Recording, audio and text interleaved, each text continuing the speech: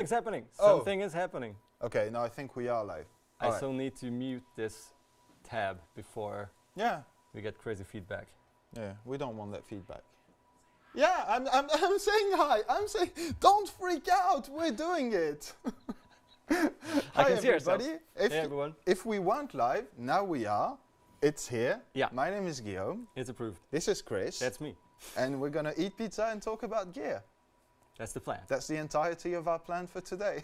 First off, you guys can let us know if you can hear us, if it's like sort of cool, is it in balance? Are we Do you have looking to good? Change anything? Are we in focus? Yes. That's all If you like his hat, stuff. Do you like my hat? I'm trying to bring it back. I used to do it for a long time.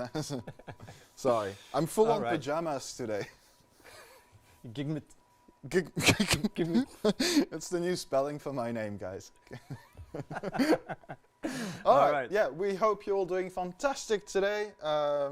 Welcome to our NAMM 2021 watch party. Yeah. We're going to watch. It's going to be a party. We're going to talk about what we're watching, essentially. You guys know, I'm guessing everyone knows what NAMM is. Yes. And every January, every year, there's this huge convention in California, in Anaheim, and traditionally all brands show their new stuff at during these 4 or 5 days. Yes. Well, obviously, due to COVID, there's no NAMM show this year. So no physical NAMM show. Yeah, exactly. They swapped, so they are doing this sort of homepage like a digital show. Yeah, it's a virtual experience. It's actually pretty well made. I was surprised because I think me among a lot of other people on YouTube and manufacturers and all had no idea how that was going to just look like and how that was going to work. But they did pull up like a pretty solid sort of user interface on the NAMM page. Chris is on there, I'm on there. You should have one of our screens at some point on your screen. But this is, I think it's pretty well done. You can sort through brands, products, and live streams, a lot of announcements, jam sessions, Q&As, a lot of things up there. And That being said, not all brands took part. Yeah, obviously. So we just took all the brands we shot videos with last year, 2 years ago, 3 years ago at NAMM. Yeah. Brands that are interesting for us and for you guys. And we'll just kick off with whichever and just go through the brands. And you can, of course, suggest whatever you want to see, whatever you want to know about. Maybe we have some infos, but we have to warn you, we are as uninformed as you guys. Maybe just a few things. Maybe you know way more than we do, so let's just enjoy this couple of minutes together. Chris said we already sort of picked brands that were relevant to guitars and basses, so that we wouldn't struggle through the billion brands of a lot of of the DJ and interfaces and like no offense, they're doing a great job, but it's not our thing. You just said the magic word, bass. Bass. What is our plan for later on? Yes. Do we want to? We'll have a special guest. Oh, well, you guess who? I'm sure they will. His uncle. All right, let's get started. And if you guys have any other brand in mind, any other question related to what we're saying, just put it in the chat. I will watch your questions and we will answer them to the best of our abilities. First off, let me say hi to a few people. Names I recognize. Hey, Stanislav. Oh. Hey, Oiled. Hey, Andy. Hey, Michael Luna. Oh my God, so many. Old Man Zen. Hey, buddy. Oh, so many people who constantly come back to the channel and just follow us, and we love you. It's so cool to have you on board. Let's very much get into this. Right? You start. You have the screen. You have the interface. I will. Keep an eye on what's happening. Wait. Let's put this away. Not this one. Not this one. Yeah, that's it. Let's start with Fender. Why? Why not?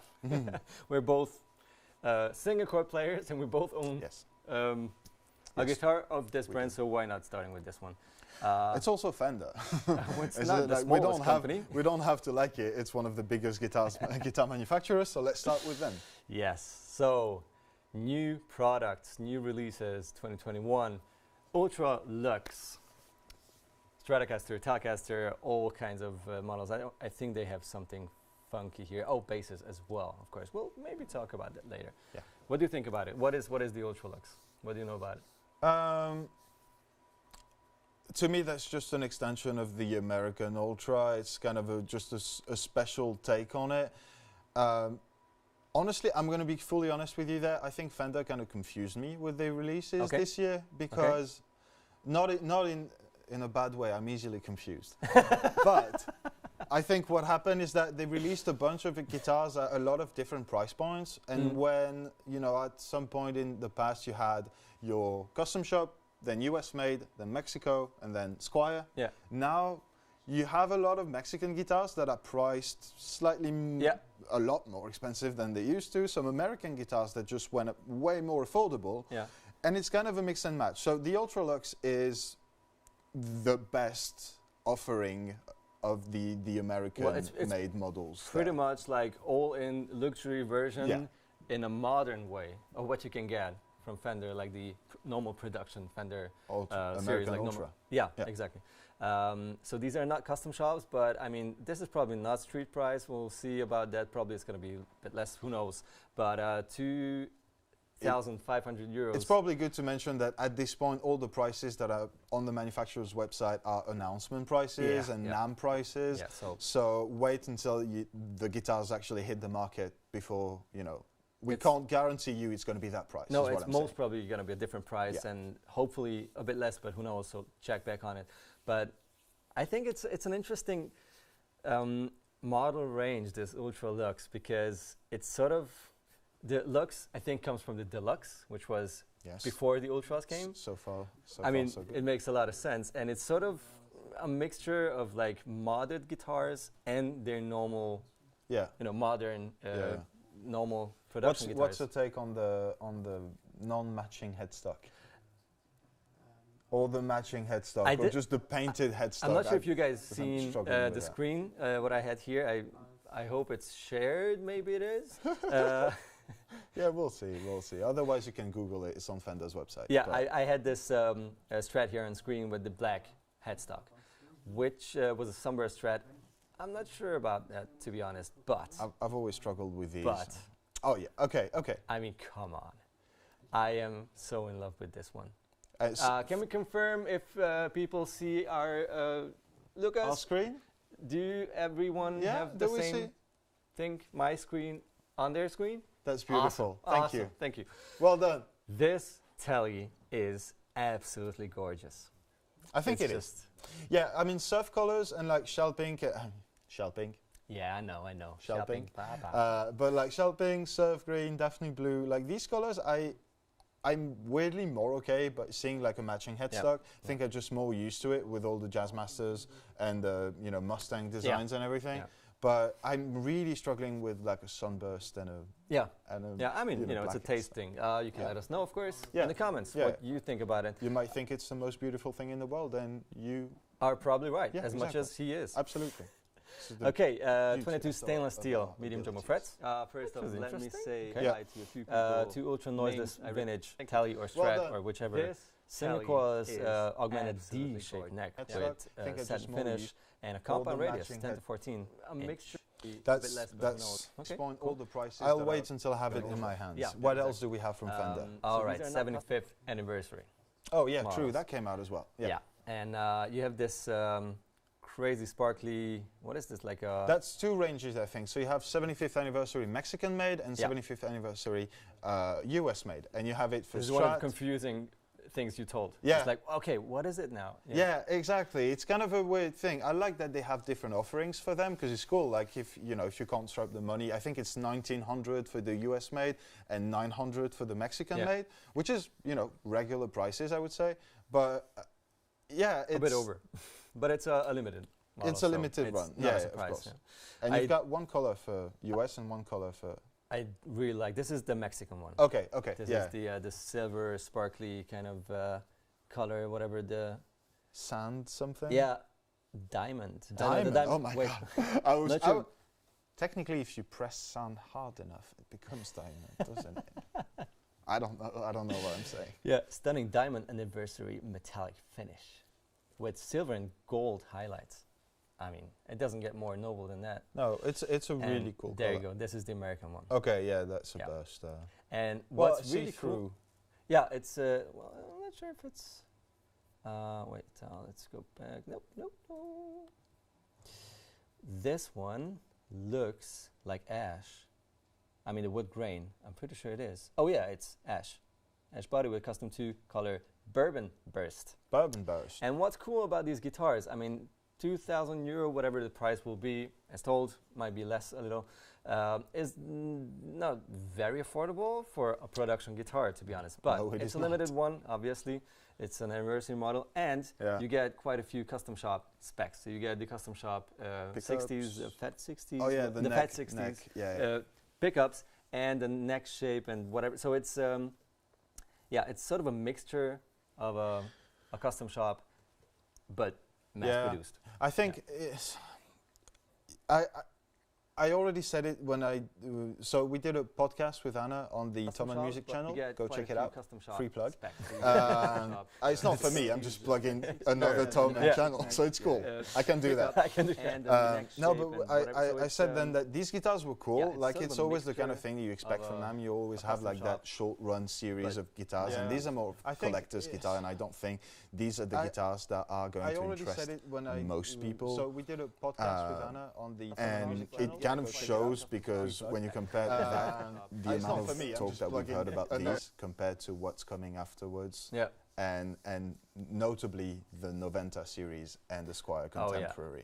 I think we have to talk about that more because not only are they sort of more affordable, they're just like more like fresh. I think it's definitely a cool design. Absolutely.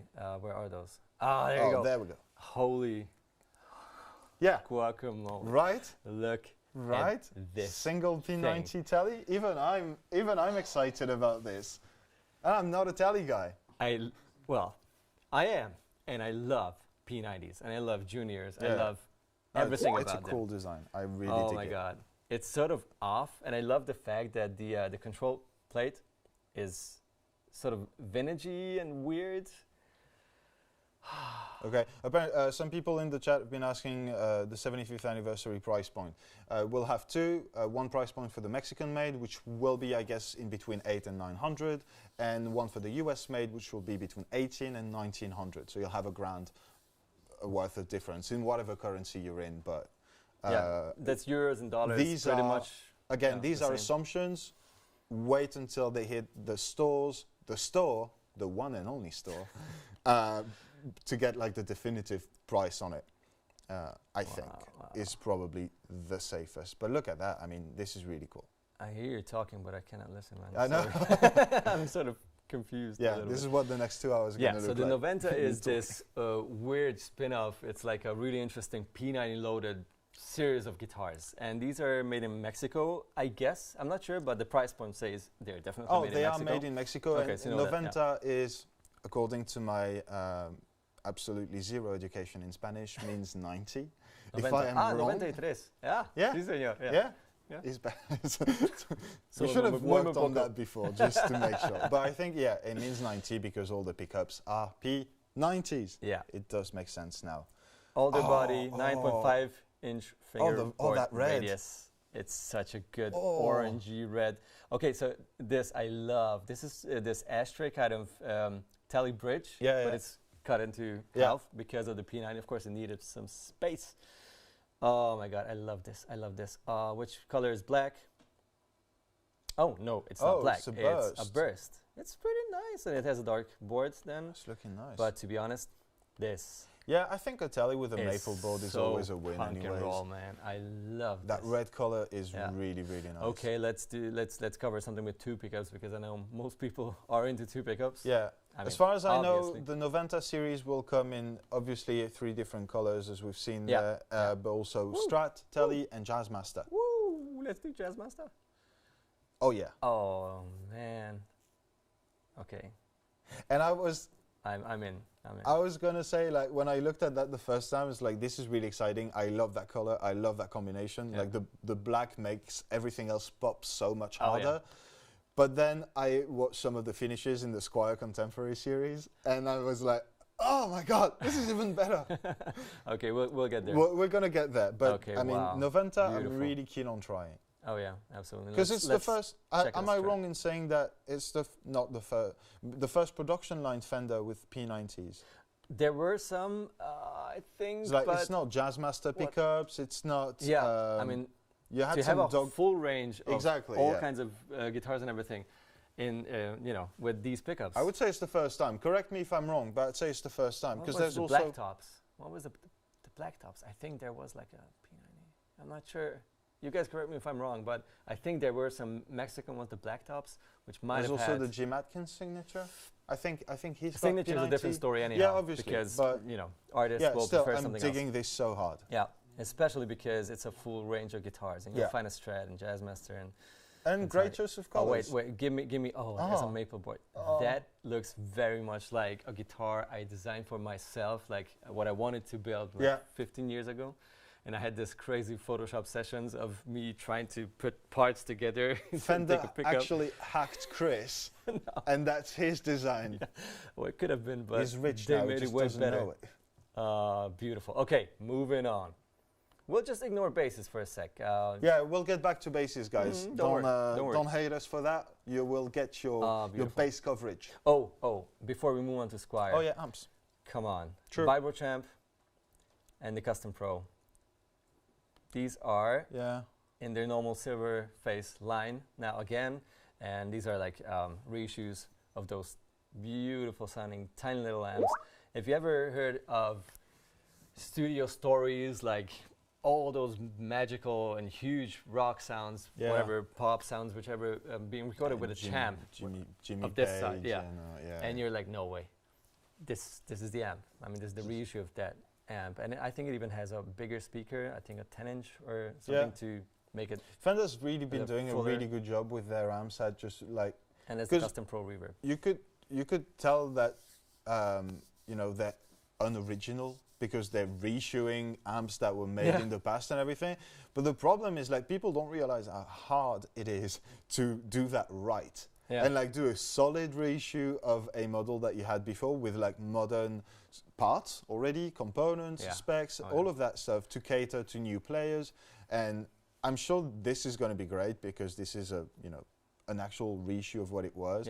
But even just what they did with the Tone, Tone Master series, that was mind blowing. Yeah, I mean, if that's not modern, you know, what is? Yeah, but I love that view of, okay, we're Fender, we're doing this right, so we're just going to try and take that and do it in a different way to cater to new players. But just that, and nail it, and they did. And I thought that's really awesome. Yeah. Alrighty, moving on. Squier. Woo! The new babies. This guy got my attention immediately. That's a roasted maple neck, right? Yeah, that's roasted maple on Squier. That's really cool. Nice to have it as an option. And this, whatever. It looks like brushed aluminum, aluminum. Big guard, looks really cool. And when I've seen the Ryan from 60 Cycle Hum, lost it when he did the coverage of these and the two dual single pickup in the bridge, and then some of the finishes that you'll see in a minute. Like, he's really excited about that kind of stuff, and I get it. Like, it's cool to see roasted maple on a Squier. Oh, hello. Oh, this is it. This is it, guys. I don't know what it looks like. You didn't know you needed it. Now you do. That's just. It's so cool. It's so cool and so weird at the same time. Like, together with the roasted maple. And see here, no problem whatsoever with the painted headstock. I'd love. Oh yeah, exactly. It works. Like, black headstock works because it's not that kind of normal Strat finish. Yeah. Oh man. I'm looking forward to trying these. Love it. Yeah. Really. All right. Ooh, some other nice finishes. Oh, dude, that Jazzmaster with humbuckers. Yeah, that Jaguar, man. It's a Jaguar. Yeah, true. Wow. I'm at an angle I don't see right. I'm guessing. That's so cool. It looks awesome. What's the scale length on this? Like normal Jaguar? 5. Like super short? Oh. 12-inch radius? Let's see the specs. Neck, scale length, yeah, 24. Oh, 24. Yeah. Okay, yeah, sure. Yeah. So it's what you expect from a Jaguar. Nice. That was still set on Jazzmaster for some reason. That looks really cool. Oh my god. Well, there's your active Jazzmaster. Yeah, that's the Squier gym route inspired. Yeah, pretty much. Guitar. Yeah. Oh yeah. But that's cool, right? I mean, I'm not bashing them or anything. Like, it's just the gym route guitar is so iconic. Out of it. It's iconic because it's so out of its comfort zone. Like a Jazzmaster with active pickups and everything. Yeah. Like, no, you see surf guys on that. Yeah, chill. But no, and the fact that Squier takes that and brings it down to a more affordable price for a lot of people who can't afford the 2-something thousand of the actual signature. The Fender. For the Fender model. I mean, there's the Squier version too. That's awesome. But this is so cool to have that kind of a style without the signature as an option. Yeah. Yeah. Because I love Jim for showing everyone that it is possible to take a very traditional and sort of old school design and make it look really the amount of rock that was made on like 335s and some like guitars that were made for jazz and stuff. Yeah. Yeah. I mean, think about Juniors. Yeah. They look like beginners guitars, basically, just a real old one. And the amount of rock and punk sounds you can discover played by someone with a Junior. Whoa. Okay. Beautiful. Awesome. Moving on. To a different... Oh, okay. Okay. We're doing Jackson now. I really, really like the first two immediately. Yeah, okay. Yeah, that's something that's been teased by Misha for quite a long time. There's already 2 years ago at NAMM, there was the custom shop version of that guitar. Was it? Yeah. Because last year it was also behind glass. It's been really in love with that that guitar, and I'm not too surprised to see it coming to life. Last year, Misha told he's at the time, this might have changed, but at the time he was almost only playing that guitar, like what he had from the custom shop, and it makes a lot of sense to bring it out. I mean, it's a really good looking guitar, and if it's as cool as it looks, man. It's funny, like you see all these like super heavy players and everything going back to more traditional shapes as well. All these Sonic Blues and whatever. Yeah, Misha with that. It was Gus G as well last year. Who with went back to a Strat. Strat shape. Yeah, I do love this. Who's that? It's Jackson. The new Dinky. Oh, that is cool. I was like, this could be a signature model. It's just a Dinky, but it's such a beautiful. I love this ice blue metallic. I'm not a super modern heavy player, but just the visuals of this thing with the white humbuckers. And I actually like the reverse headstock. I know you're not a I'm not a big fan of that.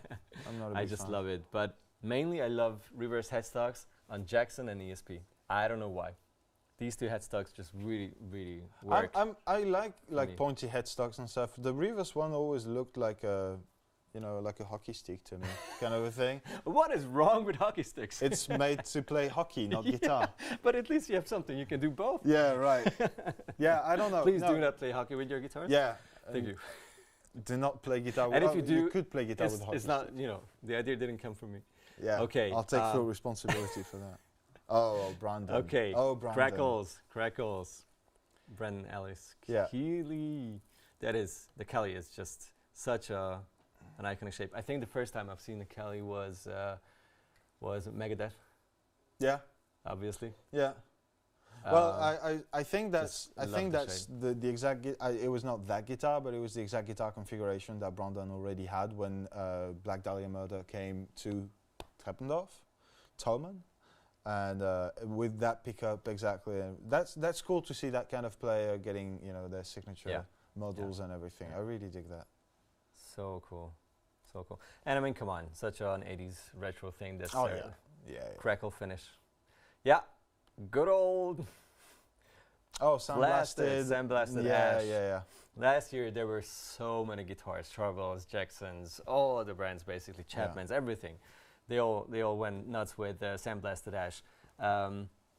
It's not that in anymore. It's not like you have 100 different guitars, but you can still get one or a few. At least. Yeah, it's cool that we still have the offering. I'm not the biggest fan of that aesthetic because I think it kind of gets on your it gets on my nerve after a certain point for some reason. I'm not gonna lie, even like bursts, I'm kind of struggling with that most often. It's like get out of here. Don't give me that, man. It's like I'm just a plain top kind of guy. Yeah, I like a plain finish on on everything. You know, taste on everything. Yeah. It's like on my pizza. I want my pizza to be a single. Speaking of, the pizza should be coming. What? No, not now. Not now. In like around 7. Oh, we still got half an hour. We're fine. That's that, guys. I don't want to seem rude either, and just mention that I'm looking at my phone not because I'm not listening to Chris, but because I'm checking on comments and the pizza status. Pizza status. I'm multitasking here. Good. But I'm not being rude, is what I want to say. What's up with the comments? Hit me up with some comments, dude. What's going on in there? That's a really good question. Wait, it's laggy. Do you have it open there? No, I can open it here. I'm just. You guys want to look at yourselves on my screen? No, I've got them here. Okay. Poo Ninja, the red crackle on the V, sweet. Hey, Poo. There you go. Oh yeah, Marty Kelly Friedman. Thank you, Marty Friedman. Oh my God. Wait, I've got one from Maxime. Et les Gibson Thunderbird non-reverse, elles arrivent quand sur Toto? Bientôt. And also, we will talk about these Gibson Thunderbird non-reverse very shortly. Oui. Yeah, I will take French comments. I will accept French comments. I will answer partly in in French. I can try to pronounce. Wait, his French is actually, like his pronunciation is really good. Wait. Like I have him reading packaging stuff sometimes. Wait, Guillaume, tu es Pluton, NAMM, NAMM, okay. Wait, is the last word swine? Yeah, it is. Okay. It's just a joke with NAMM. You know, like chicken, like the Asian dish. Yeah, okay. And I am. I've chosen the best comment, obviously. Yeah, you have. Or all French comments. Dirty jokes. Namo poulet. Yeah. Siatila. I'll go for chicken, but I don't eat meat. I just hate to say it online because I hate these people. I'm vegetarian. Yeah. Don't tell them. No, I'll choose chicken. Why not? I love this channel. We love you, Mark. Gibson Firebird non-reverse. I feel like every French guy in the comment section is just waiting for the Gibson Firebird non-reverse. Guys, we are getting there. I promise we're getting there. But hi everyone, it's really good to see you. Amanda is here. Hi Amanda, how are you doing? Urban, ihr beide seid... Stanislav, Chris, mon petit chou. Oh! You don't need to speak French to know that's lovely. It is lovely, and I do not understand you, but feel free to do so. I'm going to keep an eye on that, keep looking at guitars. One more, ihr beide seid so lächerlich. Urban, which means we're just ridiculous. Thanks Urban for joining us. I wish you a more enjoyable evening, I guess. Yeah, let's move on. Yeah. Jackson, we had Jackson. Ooh, hey, Charvel. Let's, Char. We just teased those two basses. Let's talk about those later. I love the natural finishes. Beautiful. Yeah, it definitely, it's super reminiscent of the Godfrey Govan signature model. Yeah. But 80s, without the signature and some of the specs, I assume, and some of the price off as well. Ooh, and these, wait. Yeah, mahogany figured walnut. Beautiful. Oh, yeah. I love the gold hardware in this one. I'm not a huge gold hardware fan. Like depending on, I get you. Yeah, natural sort of and gold. Just sort of slick and fancy. I would go either that or black, like the Black Beauty look.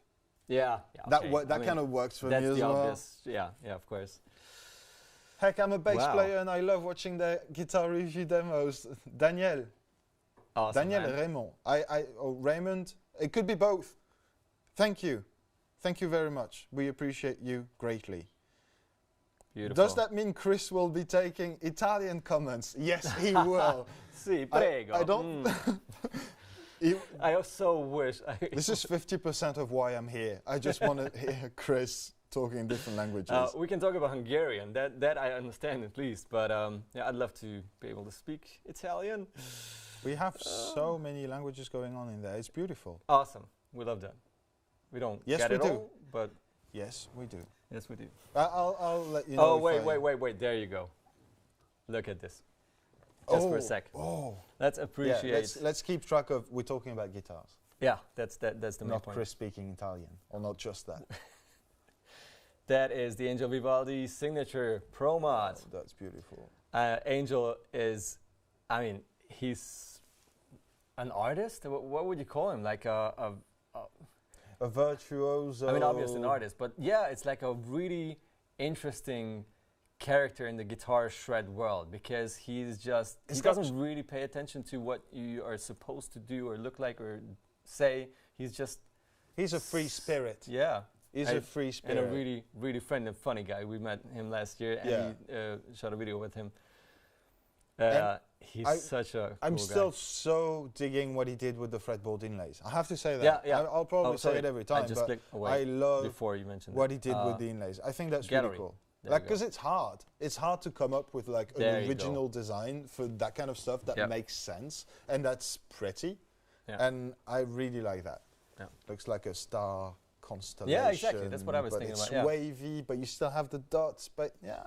And I love the reverse headstock, but you know that. Yeah, still not. Still not. All right. So what do we think about this one? I can dig that.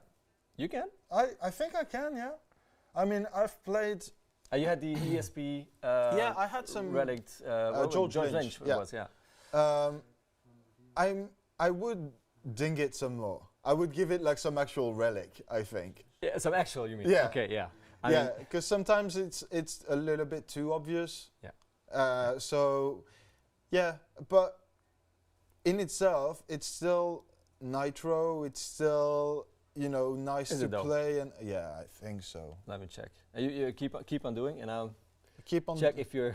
I think these guitars, like it's kind of reminiscent to me as to what they did with the EVH signature, the Frankie last year. Yeah.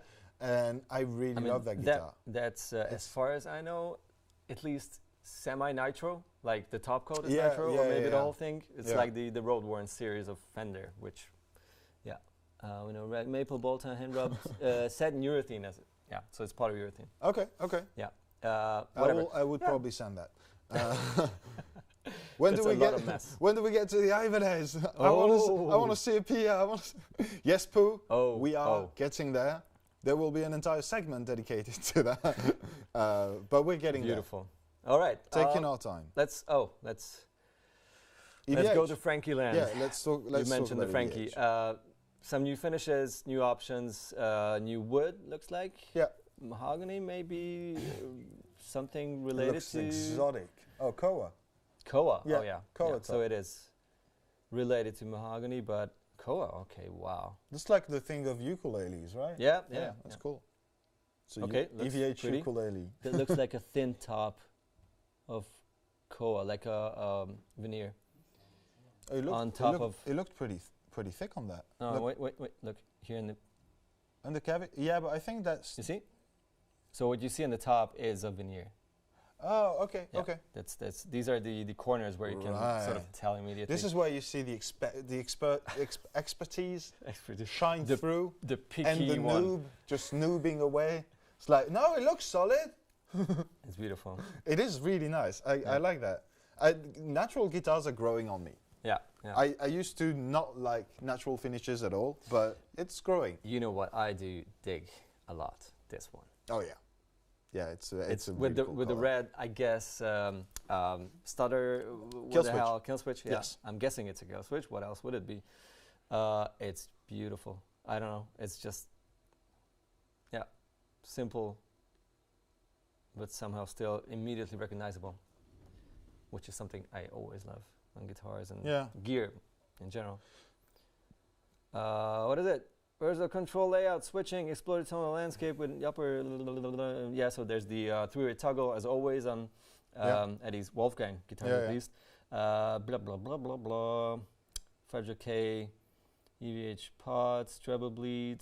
It's all cool until now. What is this? Kill switch. Yes, of course, obviously. I just want to make sure. Beautiful. And when it's on, it's a kill switch engaged. Relic. Oh my God, that was my absolute hero last year. I hope that was muted. I don't think, but I didn't hear it, so I cannot laugh, unfortunately. If anyone caught that absolutely terrible joke, let me know in the comments, and I've got more coming. Can you please just write in the comments that I can check on it later?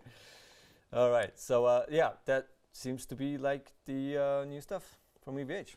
Yeah, we had a new colors. We had a bit of a conversation about that, and I want to pitch it to you guys and see what you think about it in the comments. But we were talking about it in relation to what we've seen with like the Jimi Hendrix Foundation, for example. Yeah. And now that EVH is gone, you know, how do these companies sort of stay in line with the vision of the artist and keep it alive and bring new models? Yeah. So yeah, because that's the weird part. If you have a brand and you just never bring out new stuff, it doesn't really matter how good that is that you have on the market. Yeah. You will just disappear. It's so sad, if you ask me. I don't want to. Oh yeah, no, definitely. You need to keep the thing going, and economy works. You have to bring out fresh stuff. You have to be sort of in the medias and everything in order to manage to survive. And they will obviously have to bring out new stuff. They just did, and it's, I guess, always a really critical point. Like, they really have to do it right to sort of satisfy most of their fans, or maybe even all of them.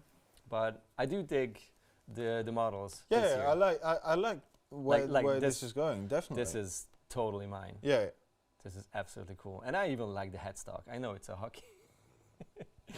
It looks again. It looks like a hockey stick, and it always did. A non-reverse hockey stick. Yeah, it's it's Eddie. I love it. Yeah. All right, moving on. Gretsch, and now this time I'm really not sure if these are like actual new products, because this is like, it says new products, but it's a zillion, and maybe it's just new finishes and some touches, but please don't get mad. That's a little bit of a disclaimer as well, because we're not just going through the NAMM. We will be going through the virtual booth, but because most of the bigger brands didn't really go through that and just release their new models, we are browsing the main websites as well, and they're not always all clear on what's new and what's not. So yeah, we're just we're trying to figure out at the same time as we're presenting it. Yeah. I guess we should have done that earlier. Well, we were busy. No, that too. But yeah, we actually just shot a trillion videos yesterday. Yeah. No, but the thing is that it's hard to get all the infos in time at NAMM, because they just release everything, and it's 1,000 brands bringing out 1,000 products. It's hard to know about everything, and the NAMM vibe is to just sort of figure out what's new and being excited for these coming out. I'm sorry. Oh, what? I'm sorry. Oh, no way. Guys, John Mayer is playing on my computer. Oh my I don't know if you want to share that. Jill's gone. I'm not sure if we should. I'll throw him some volume as well. I don't know if you want to pitch that in, but right now on the NAMM live stream, John Mayer is playing for Martin Guitars. Please put the audio in my ears. So, I'm sorry we lost Neil. Okay. Now let's talk about guitar. That's fine. Yeah, so, for instance, the 6129T is an all-new model, as they say. It's it's an homage to one of the 80s models, the exact same one, to be specific, and it just absolutely looks gorgeous. I have to admit, I love Gretsch. I just really struggle with differentiating between some of their body styles. Oh, dude. And especially the names, which are borderline Ibanez. They are Ibanez level. G what? For which sure. 4 numbers? 5624 Ti Bixby 1. Just T. In candy apple, orange, sparkle, blue overlay. Yeah, which is, it's just It's hard to moaning, but it's hard to remember. Unless you way into Gretsch, that's a lot of numbers. I mean, there's the obvious models, obviously, but obviously. I think I told obviously 4 times now. That's fine. That's fine. It's obvious to you because you're a professional. Yeah. We need bass. The bass is coming. We have a special bass reporter pitching in very soon, and we'll talk about all the basses for all you bass players out there. We thought about you. Absolutely beautiful. And we thought you deserved better than having 2 guitar players talk about it as well. So don't worry, it's coming. And this looks like an affordable model. I sort of recognize the knobs. Yeah. And the pickups as well, which is not the normal sized Filtertron size pickups, but normal humbuckers with that visuals. And I absolutely love big the guitar. looks. Yeah, I mean, this is, you know, the big O, the 24 whatever 10 TG. 2410 TG. Streamliner. Hollow body, single cut with Bixby and gold hardware. I mean, it's Gretsch. Full name, please. You need it. You need it. So Poo Ninja, John Who. Come on, man. You're better than that. We've known each other for long enough for you to know I don't have to say a last name. Alrighty. Moving on. Epiphone. Ooh, no basses, no basses. Go away, go away. Epiphone's a bit of a mystery right now because we sort of know what's coming, but none of it has come yet. Yeah. But if you follow them on Instagram, you've probably seen that they have teased a new line of Slash guitars, which, as far as we could see, are the same colors. Similar, the same finishes as the Gibsons that we've played last year. We'll link the video somewhere. If not, just type in Gibson Thomann and you'll find it, I'm sure. Or slash Thomann. Slash Gibson slash, not slash, not slash the slash, but slash the word. Slash the name, slash the hat. But yeah, that was teased. And something very golden. Yes. And I really, really hope it's going to be called Gold Glory. But that would be the new Jared James Nichols signature guitar in gold top version. Let me just Google it for you. Yeah. Because you cannot. Wait, just keep on. He's been teasing it on Instagram for quite a long time now, and I think the latest post in there was him saying hashtag Gold Glory 6 days or something. So I'm assuming these guitars will be revealed next week. But yeah, I think it's coming. Yeah, it's hiding. It's hiding. It's hiding. Oh yeah. Wait. Look at Chris. Oh, there it is. Don't look at now. Look at it now. On top is obviously the Blues Power, the Old Glory. Yeah. And right behind it is the well, probably gold. As far as we know, we're only talking about a new finish. Everything else looks very similar. The tuning pegs were the same. Dude, did you ever realize? How long did it take you to realize that the inlays stopped at the 12? Did they? Right now? What? No, it was exactly today when Chris learned that the inlay stopped at the 12. Right. It took me a year to realize it. And I was like, what is so cool about that guitar? So right. What is so cool about that guitar that I cannot pinpoint? The inlays stop at the 12. Oh my God. And that's something that you used to see on like older jazz type Gibson guitars. Wow. Like it's not new, but the way he took that and put it there, it was like, what is that? That's weird, but I love it. So yeah, that stays as well. It looks like a Seymour Duncan dog ear P90.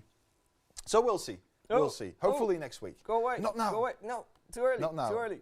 Bass players, I know you're counting down. Give us another, give us another 15 minutes, and we'll talk about bass. Otherwise, we can actually eat pizza while someone else talks about bass. Beautiful. Talking of Coke Douglas. The well-known actor. According to Graham. Just earlier, Chris told me like, oh, there's a new Kirk Douglas Gibson signature. Well, isn't he like a really old actor? I was on the floor, needless to say. Like, no, it's a different Kirk.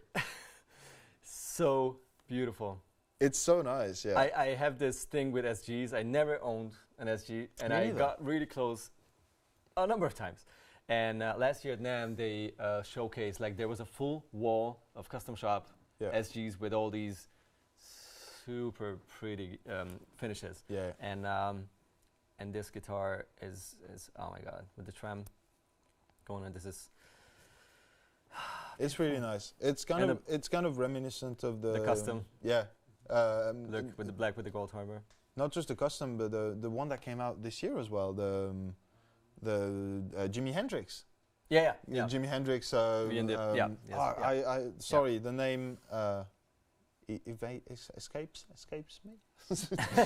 I forgot the name. So beautiful. Yeah. Gypsy something. Band of Gypsy. Band of Gypsy something. Gypsy band. Ah, I have it. I have it. Just beautiful. And the vibe roller. Oh, beautiful, beautiful. Oh, Remy just said the headstock will be different on Gold Glory. How?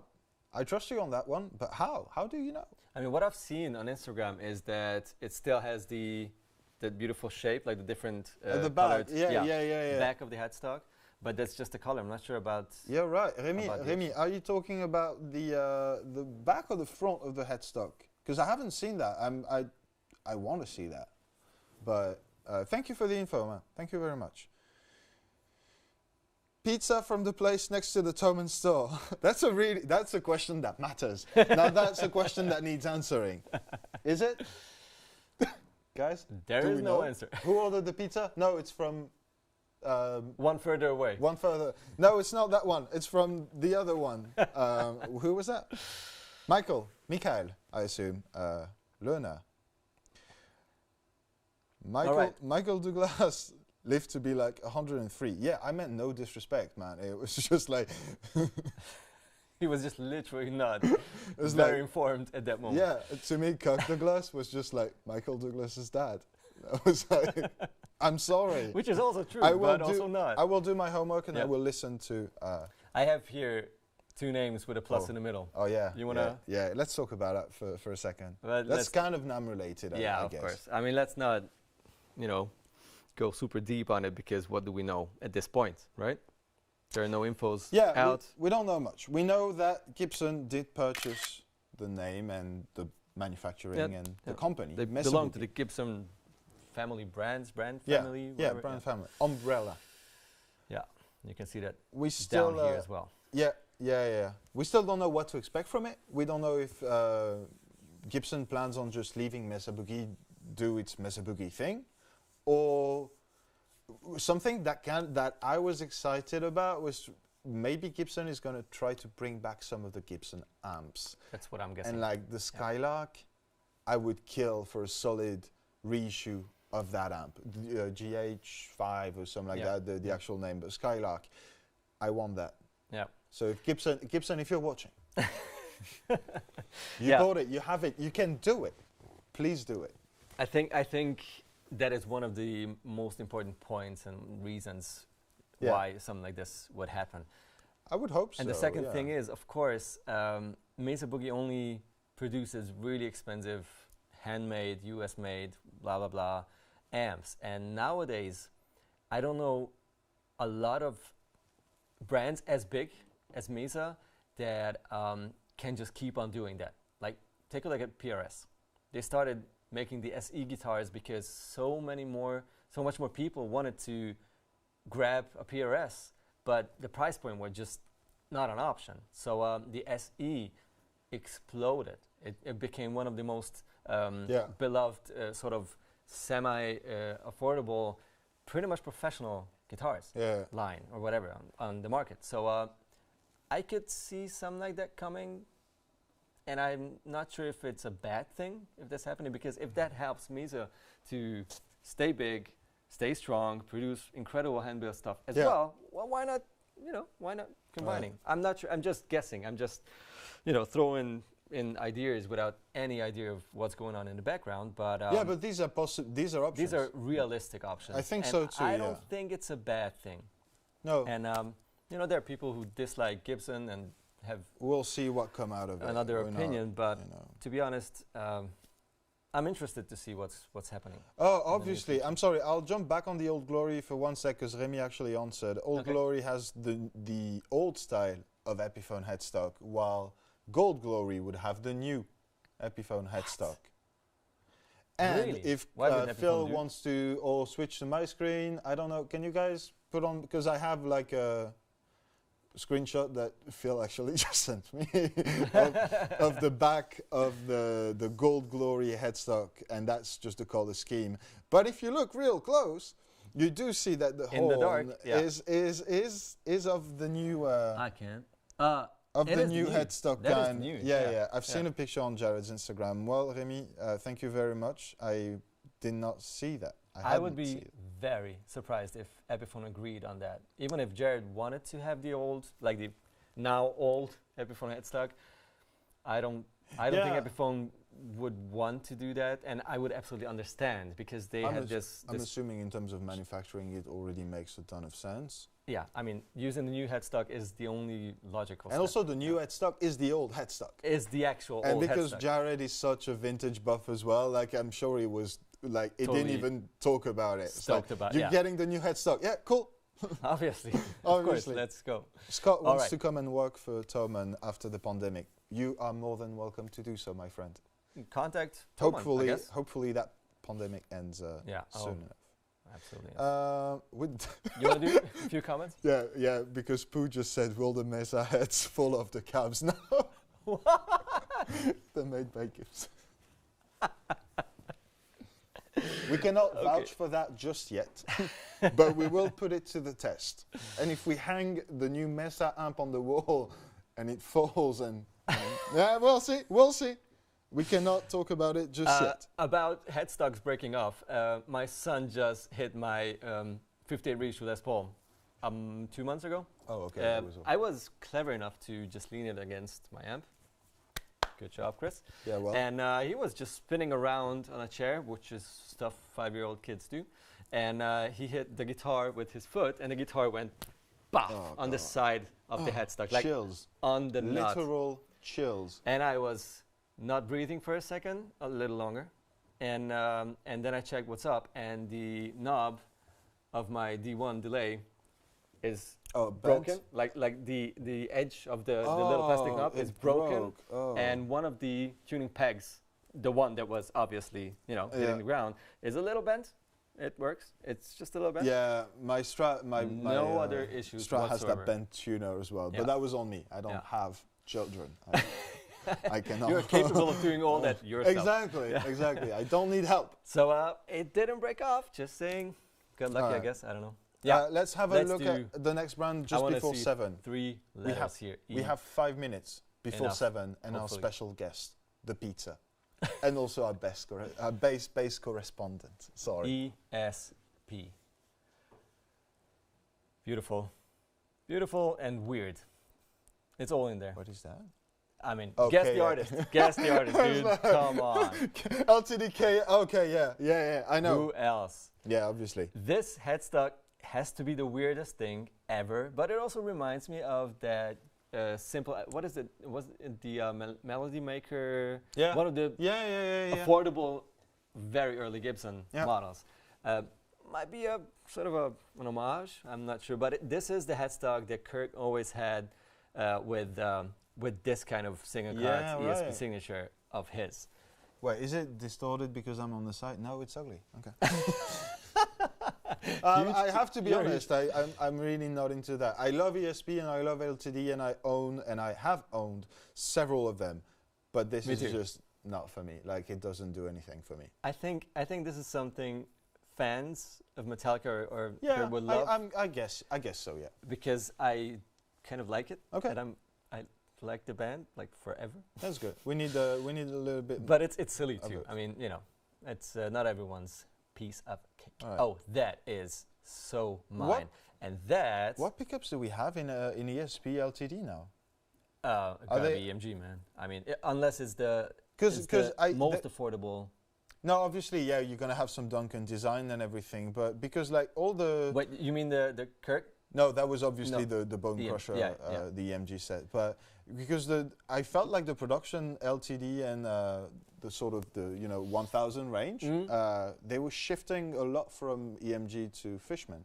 Yeah. Oh, absolutely. And I'm curious to see what they come. If you still have both options, or you want to see a 1000 series? There's an Eclipse 1000. Is it 1000? Oh, by the way, that's a really interesting new finish. It's Fishman, man. It's Fishman Man. Fishman Man. Fishman Man. Yeah, it's Fishman. Interesting. Okay, I mean, Gold Andromeda. It's not a new thing for LTD and ESP. No, they started with this a couple of years ago. Yeah. And they started using the Evertune bridges as well. Yeah. I like that you have the option, and I like that they did not discontinue the other ones. That's a cool color, man. It is. It's like a copper. It changes from dark red to copper, gold. Gold. Do you think that's why it's called Gold Andromeda? Well, could be. It could be. Could be. Did LTD think about this? But let me go back to this one. Yeah. I absolutely love this guitar. Sunblasted ash. It's Sunblasted Ash, and I'm also not the biggest fan of it, but this with the simple black guard and the one humbucker and the reverse headstock, it's absolutely sick. Yeah. It's beautiful. And it has, look at this. It's that's cool. Yeah, truss foot wheel. Yeah. So you can adjust the truss foot from here. Practical. We know this from a couple of brands already. Luckily, it's such an awesome feature. I love it. Beautiful. Looks beautiful epic. Guitar. What's the pickup? Wait. Says Valerio. It does, Mesa. It does. Which one? Is the question. Looks epic. All of them. All of them? Yeah, obviously. Well, let me give you some specs of this beautiful guitar because I find it absolutely stunning. Swamp Ash, sandblasted obviously for the finish. Roasted maple neck, Macassar ebony fingerboard, normal knot, thin U, stainless steel frets, 22 of those. It's a pretty hip shot, packed bridge, Fishman Fluence, open core classic, my friend. Stainless ought to be standard. Wow. Toffer is here. How are you doing, man? Stainless ought to be standard. I'm going to have to disagree with you here. I really like the fact that they incorporate them in more and more guitar and more affordable guitars as well. Stainless steel frets? Yeah. Oh. But I don't know if I like them so much because they do have a sound to themselves. If you know. They do, yeah. And I like that it's an option. I wouldn't put it as standard on everything. No. Is my Did I hit the mic? I probably hit the mic. You always do. if I can give my 2 cents, do I always do that? You did already. I feel so insecure now. Don't. Oh my God, that's very white, and I love it. Which one? Right. Which one? Chris, you've got 30 seconds to wrap this up before we start the bass talk. All right. There's a white guitar. Also, stainless steel frets is a subject of its own. I really think we should shoot a video, like the two of us, about guitars, like very similar guitars with stainless steel fret or not, how they feel, how they play, how they sound, whatever. And I think that's also something for GTT. I think there's going to be there's like so guitar much tech harder tips, to work with. To show like pros and cons and everything about Guitar Tech Tips is a format in which Chris teaches you how to be your own guitar tech, and it's brilliant, and you should watch it, and we'll put the playlist in the description box. And I'm sure Guillaume will also use some stainless steel fret guitars on his format, which is called Hit the Tone, and it's a fantastic format where he plays all those fantastic licks on his fantastic. All right. We lost about 1,000 viewers in 30 seconds. Okay. Oh my God! I mean, wait. Look at that, and then do what you wanted to. That's so mean. I love this. White is scary. I like these kind of guitars. They look like so mean. I love to me. Mean. Mean. Yeah, that's the word. That's the word. Look, it's mean. I absolutely love this.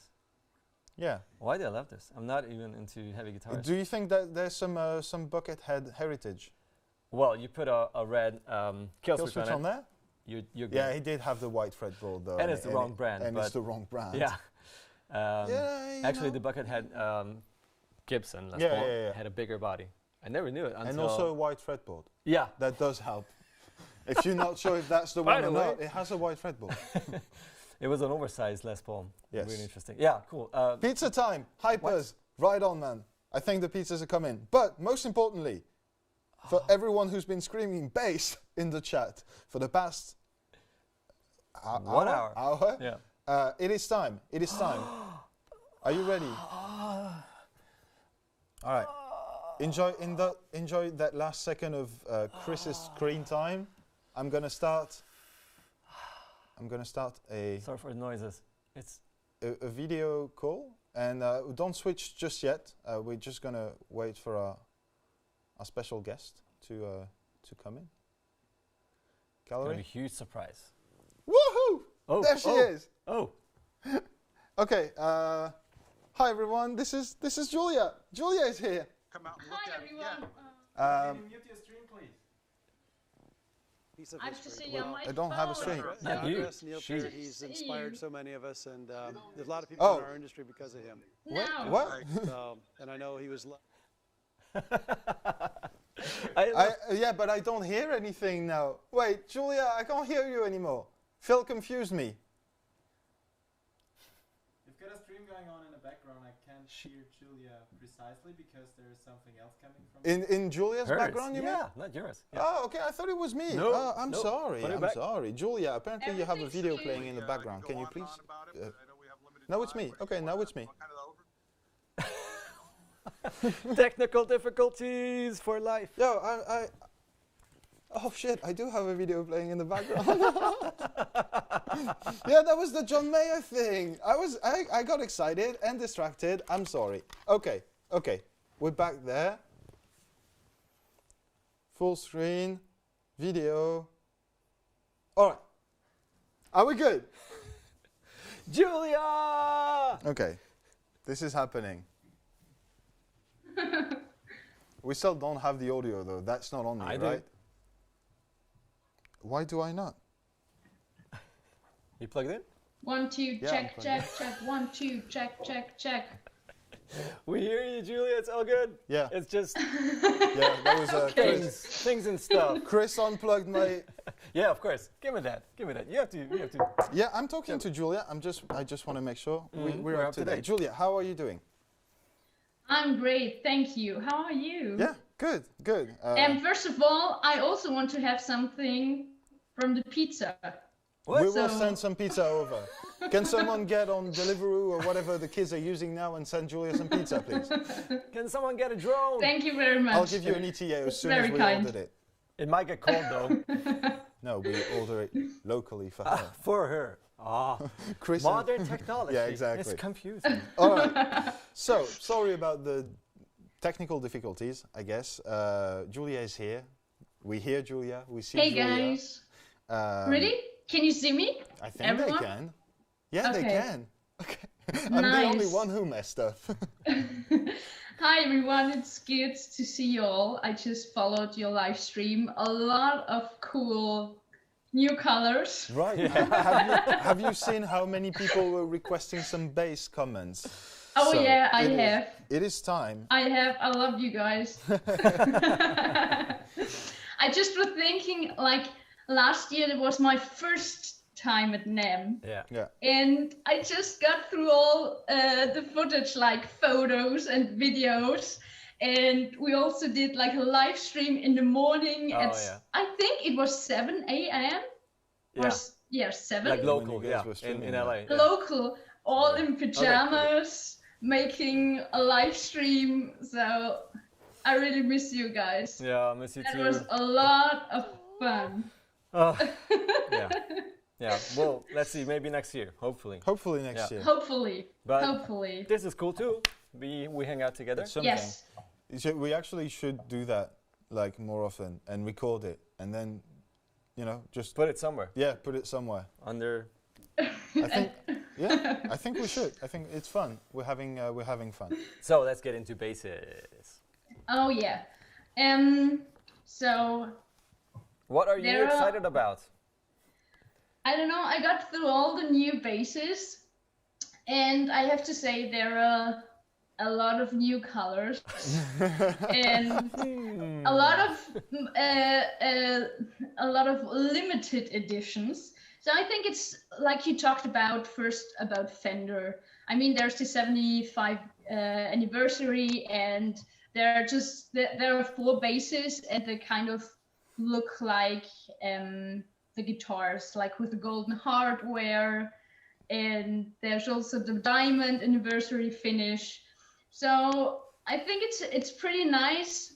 And what I also have to mention on the Fender 75 is the mixture of the custom shop pickups, which is pretty nice. So it's like a mix in between. Yeah, that's it's not that expensive like custom shop. It's the same with the guitars. Yeah. We came to that exact same conclusion for guitars. Let me go there. Let me do that. Okay. Wait. New, which one? 75th anniversary. Wait, let's do it this way. Anniversary. New releases. That's the one. I'm trying to show it to the viewers. Wait. Yeah, same for the Ultra Lux. Ultra Lux. Exactly. Yeah, it's the same. So this is the 75th anniversary right now. The P-Bass. Yeah. That is cool. Yeah. It looks P-Bass, and you also have a chest bass. Yeah. So they have both chest bass and P-Bass. Ash body and the custom shop 62 precision pickups here, and probably for the jazz bass something very similar. Exactly. Just jazz bass pickups. 4 strings across the range, right? Yes, 60 jazz bass pickups. I think so, yeah. Yeah. I haven't seen a 5-string. Exactly. But I want to know how they sound, so I just really... It's hard to say. I don't know, I have to... It's hard to say, I have to feel it, because the first time when I grab an instrument, it's like, for me, it's all about the neck. Yeah. And also how heavy it is, like the headstock, because sometimes it feels really good, but the neck is so heavy, or the headstock, that I don't know, it doesn't fit from the weight of the body and the headstock. So this feeling, I really miss that feeling. Yeah. So I haven't played those instruments. That would be really interesting. Yeah. I mean, I don't expect them to feel very different than like a normal Mexico or a normal US-made model in terms of like rounded off fretboard, that it's sort of nice for the thumb if you want to go over the fretboard edge, which is something they started doing years ago, and those necks feel so much more comfy and more custom shoppy, if you know what I mean. But of course, still, it's how thick the neck is, how it all feels, what kind of fret wire it is. It all feels different, and it can make it perfect for you or just miserable to play, because everyone is different, and you prefer different things. So I totally get into it. With this year's experience, definitely, because people are still expecting you to sort of review and talk about the instruments that came out, but I haven't played any of them. Yeah, anyone could read the specs, and I like sort of reading the specs to get an idea of what to expect, but I don't believe in specs at all, to be honest, because there are guitars with specs I hate, guys, and I will love like the guitar still. It's that's like when you order pizza and you have to scroll through the pizzas and you just see them, but you're not allowed to taste them, and you have to say if it's good or not. Well, I tell you something, I smell pizza. Guitars like right pizza. Now. Oh my God. There you go. Oh, no. No way. No way. I'm so sorry. I'm so jealous. I'm so jealous. Whoa. I have to show this to you. This is a pretty good looking pizza. It looks empty. That's the same with the basses right now for me. I'm so sorry about that. No, it's okay. Okay. Please. What else did you see that caught your eye? What caught my eye was really the new Charvel, the lime green metallic, and the Okay, sorry. No. He's looking for them because we went over them earlier, and Chris was like, "No, not yet." I have to show this to everyone. This is Charvel, just insane. I've never seen this before. It's like lime green metallic and candy apple red. Yeah. So that is really something that caught my eye. Never seen it before. It's absolutely stunning. I love the roasted maple neck with this. Exactly. Oh my God, it's green. Yeah. And the cream pickups, the PJ config, it's just absolutely epic. Wait. Maybe you can see too in your live stream. Wait a minute. You will see it like in 20 seconds. It's gonna show up eventually. Yeah. That's gonna put you off. But. I mean, you've seen the basses. I just want to make sure everyone else gets the idea too. Oh, that's a 5-string jazz bass with a candy sort of sparkly, what is it? Candy apple red, right? Yeah. It looks like. That's like a jazz bass, but exactly. So I've never seen it before. Oh, that was really special. Also, I didn't play. I never played this instrument, so I was like, the shape is not like standard. It's a little more rectangular. Yeah, it's not that round on the body. It feels bulky. It is. Yeah. But that's Charvel, because they all sort of modified the traditional design, which fits the picture perfectly. No, I'm really digging the color choices. And also the candy apple red is really nice. Yeah. Look at this picture, man. I mean, it's a very well-made picture. Let's make that clear. A good picture can make anything look even better, but that's beautiful. Sorry. I'm done. Yeah. So you would go for the red or the lime green? What would you choose? Lime green. Red. Or wait. There's a. Is that a lime red? Lime red. I'd go for lime red. Lime red. No, I think I'd go for red. Lime green is too, you know, acid. Too awesome for you. It's too awesome for me. I'm not cool enough for lime green. Well, me neither, but I would still go for the crazy lime green. I just love the combination of roasted maple. I will take both. You would rock those. Oh, man. Oh. Okay. Yeah, really Anything beautiful. else? And then also, there's a limited edition from the MusicMan short scale Stingray. Stingray, so, I have them here, yeah. Yeah, Christmas, do you have them? right? It's like, I really like this blue magic. And you're talking about the specials, right? Sorry, the special, the Stingray specials, okay? Blue magic, wait. I can't see any MusicMan short scale Stingray. It's a limited edition. Oh, okay. Special. What was the name again? MusicMan short scale Stingray, the new. I see a ton of them. It's just the color, which I'm not sure. Keep scrolling. We'll find them. There's a color that's pink. Maybe you will find that one. It's like. That's. Amethyst sparkle? I think it's not that pink.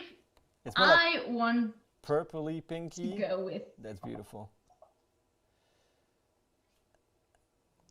Yeah, Chris is gonna keep looking. In the meantime, you have I try to show people some. You have a lot of compliments in the chat. You are very interesting, Julia. that's you. not my words. So the short scale basis is like with humbucker. Yeah. I really want to try them. I love the sound of. Yeah, because you've played a bunch of MusicMan. Yes, yeah. But I was totally a Fender player, and then I never played MusicMan Stingrays before, and now I love them. Playing a Stingray with a pick. Oh no. yeah? Oh really? Yeah. Oh yeah! Wow. Yeah. That's a surprise. Yeah, Julia really? with a pick and a Stingray. I think I know what Julia was talking about. Do we have blasphemy somewhere in the chat? Let me look for that. That's no, really, cool. that's a sound. And it's a cool sound, yeah. I totally found the pink I one, love it. Okay, yeah, we've got it. It's super pink. But I think, yeah, I told you. But I don't know. It's like short scale. Yeah. I have to try this out if short scale or long scale. I'm more the long scale player because sometimes it's like when you have short scale, the E string, the low E string is not that stable. And you don't have this feeling. So I don't know. I have to try this out if the E string is what I'm looking for. Yeah. Or the sound. So yes, but the color is nice. Oh yeah, that's pretty cool. Yeah. Oh yeah, and there's also, I think, a MusicMan Cliff Williams signature Stingray that just came out. That's the bass player from AC/DC. So that is also a thing. I mean, he played Stingrays like for decades. Is it the single pickup? Yeah. I have it. A single pickup. Yeah, exactly. Very much traditional looking maple neck sunburst bass, which is on screen right now. Let me make it bigger. Oh, and it has the old bridge, and probably old. It has the old bridge. In terms of electronics, it looks like a really old MusicMan. Wow. I'm way into that. Yes, I mean he's playing that bass I think for 30 years. Yeah, 40 years. I'm not Fits? sure, but We're talking about bass. I'm so lost. I'm shaking. I'm like, what, guys, just keep it going. I'll be right here. I'm just gonna do my thing. yeah, do it. Fill it all up. Yeah. I'm good. that's a nice tree in the background. Yeah. Yeah, it's totally real. It's an actual plant. Yeah, I just watered it a minute ago. Maybe a little more. That's why it looks so gorgeous and beautiful over the last few weeks. It got all the love, all the attention. It's not dusty. No, we've had real plants before, and we've kept all of them alive. Yeah, all the plants from the studio are still alive and doing well. In case you guys were worried. Yeah, no, we love plants, and they're just not in this. But one question. Yeah. I mean, you're in Treppendorf right absolutely, now. Yeah. And where did you get the pizza? I mean... Well, you're not the first person asking it. Well, you can take away, as you know, that's like the regulation. No restaurants are open, which is a sad situation, but it is how it is, and it probably makes a lot of sense. But you can take away stuff. So it's like Boogie. Yeah. Oh, okay, that was my question. Yeah. Okay. Yeah. It's good pizza. Of which, it's good pizza. Is it any good? Yeah. You'll have you'll have yours later. Keep talking about. I will tell you. I will send you a picture in the next 3 hours where I'm going to eat pizza. Okay, do it. Please. Good one, pizza. I want to ask you something, Julio. Yeah. Because you mentioned this pedal, and I was really surprised that you know about it and you like it, because you're not like the biggest heavy metal fan ever, right? It's like the Darkglass ADAM pedal? Yes, the ADAM. It's not super brand new. I think it came out like sort of December-ish, but it's pretty new. But the distortion sound is awesome. It's just so mean, right? Yeah, I don't know, I'm not a metal player, but this distortion just was really mind-blowing. It tickles your pick, right? It wants you to grab the pick and just... Exactly, yeah. So it was really cool. I also never tried it, but it sounds, I looked at some reviews and I think I know which one. To the sound. Our buddy Nathan Navarro. Yeah, exactly. I mean, even I have watched that. Mind-blowing. even though it's a bass pedal. Yeah. I mean, Nathan's playing is awesome too. Absolutely. But the pedal was also very, very cool. Yeah. So guys, if you can check it out, do it. Yeah. I think it's a lot of fun. Yeah. And I'm pretty sure you will have to check it out too, if it's in stock, whatever. I'm not sure about Should we start a metal band? Oh yeah, I'd be down. I was playing a metal band for a long time, and I'm really bad at it now. I've never played in a metal band before, but I don't know. We can start a doom band. I think I would maybe be able to play as few as possible and very low. But that even really bad. You only need one note. Yeah, but that has to be the right note, and that's the magical thing about doom metal, and I would not find that right note. I'm pretty sure about that. But whatever, we can try it. We can, as soon as we can actually meet and stuff and travel. Yeah, exactly. Absolutely. I want to start something like a regular band video series, like how to make things work, and I think that would be really cool for everyone. Sick. I would love to do that, because actually we do have a really good multi-instrumentalist behind the camera and a really good drummer as well. So we have a full band. Just saying. Oh yes. Just saying. Yeah. More about that it's later. on my list. Oh yeah. Wholesome pizza Zoom meeting. Thank you, Tofa. We have so many pizza-related questions, guys. Oh wow. Sorry. Wait. Let me do something. I mean, pizza and music. So what else? What is missing? How can you go wrong? What is missing? Oh, beer. Yeah. Just saying. Okay. Yeah. Well, are we on that, guys? I don't miss that. Are we working on that? Where the beer? Yeah, maybe later. We're driving home. We will drive home. Full stop. Full stop. Yeah. Yeah, where's Julia's Pizza? Is that Alberto Pizza? God, I mean, it's Montleçon. All right. Yeah, you guys have been here before. Is it Alberto's Pizza? Are there any questions? No, right? It's the other one. There's a bunch of people telling they love you.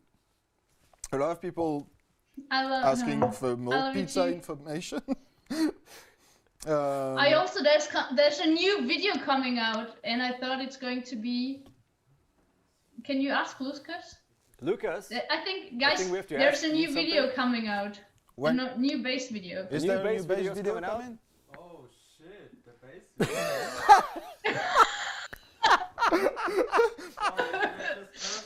No, you didn't curse live. You didn't curse live. No one has.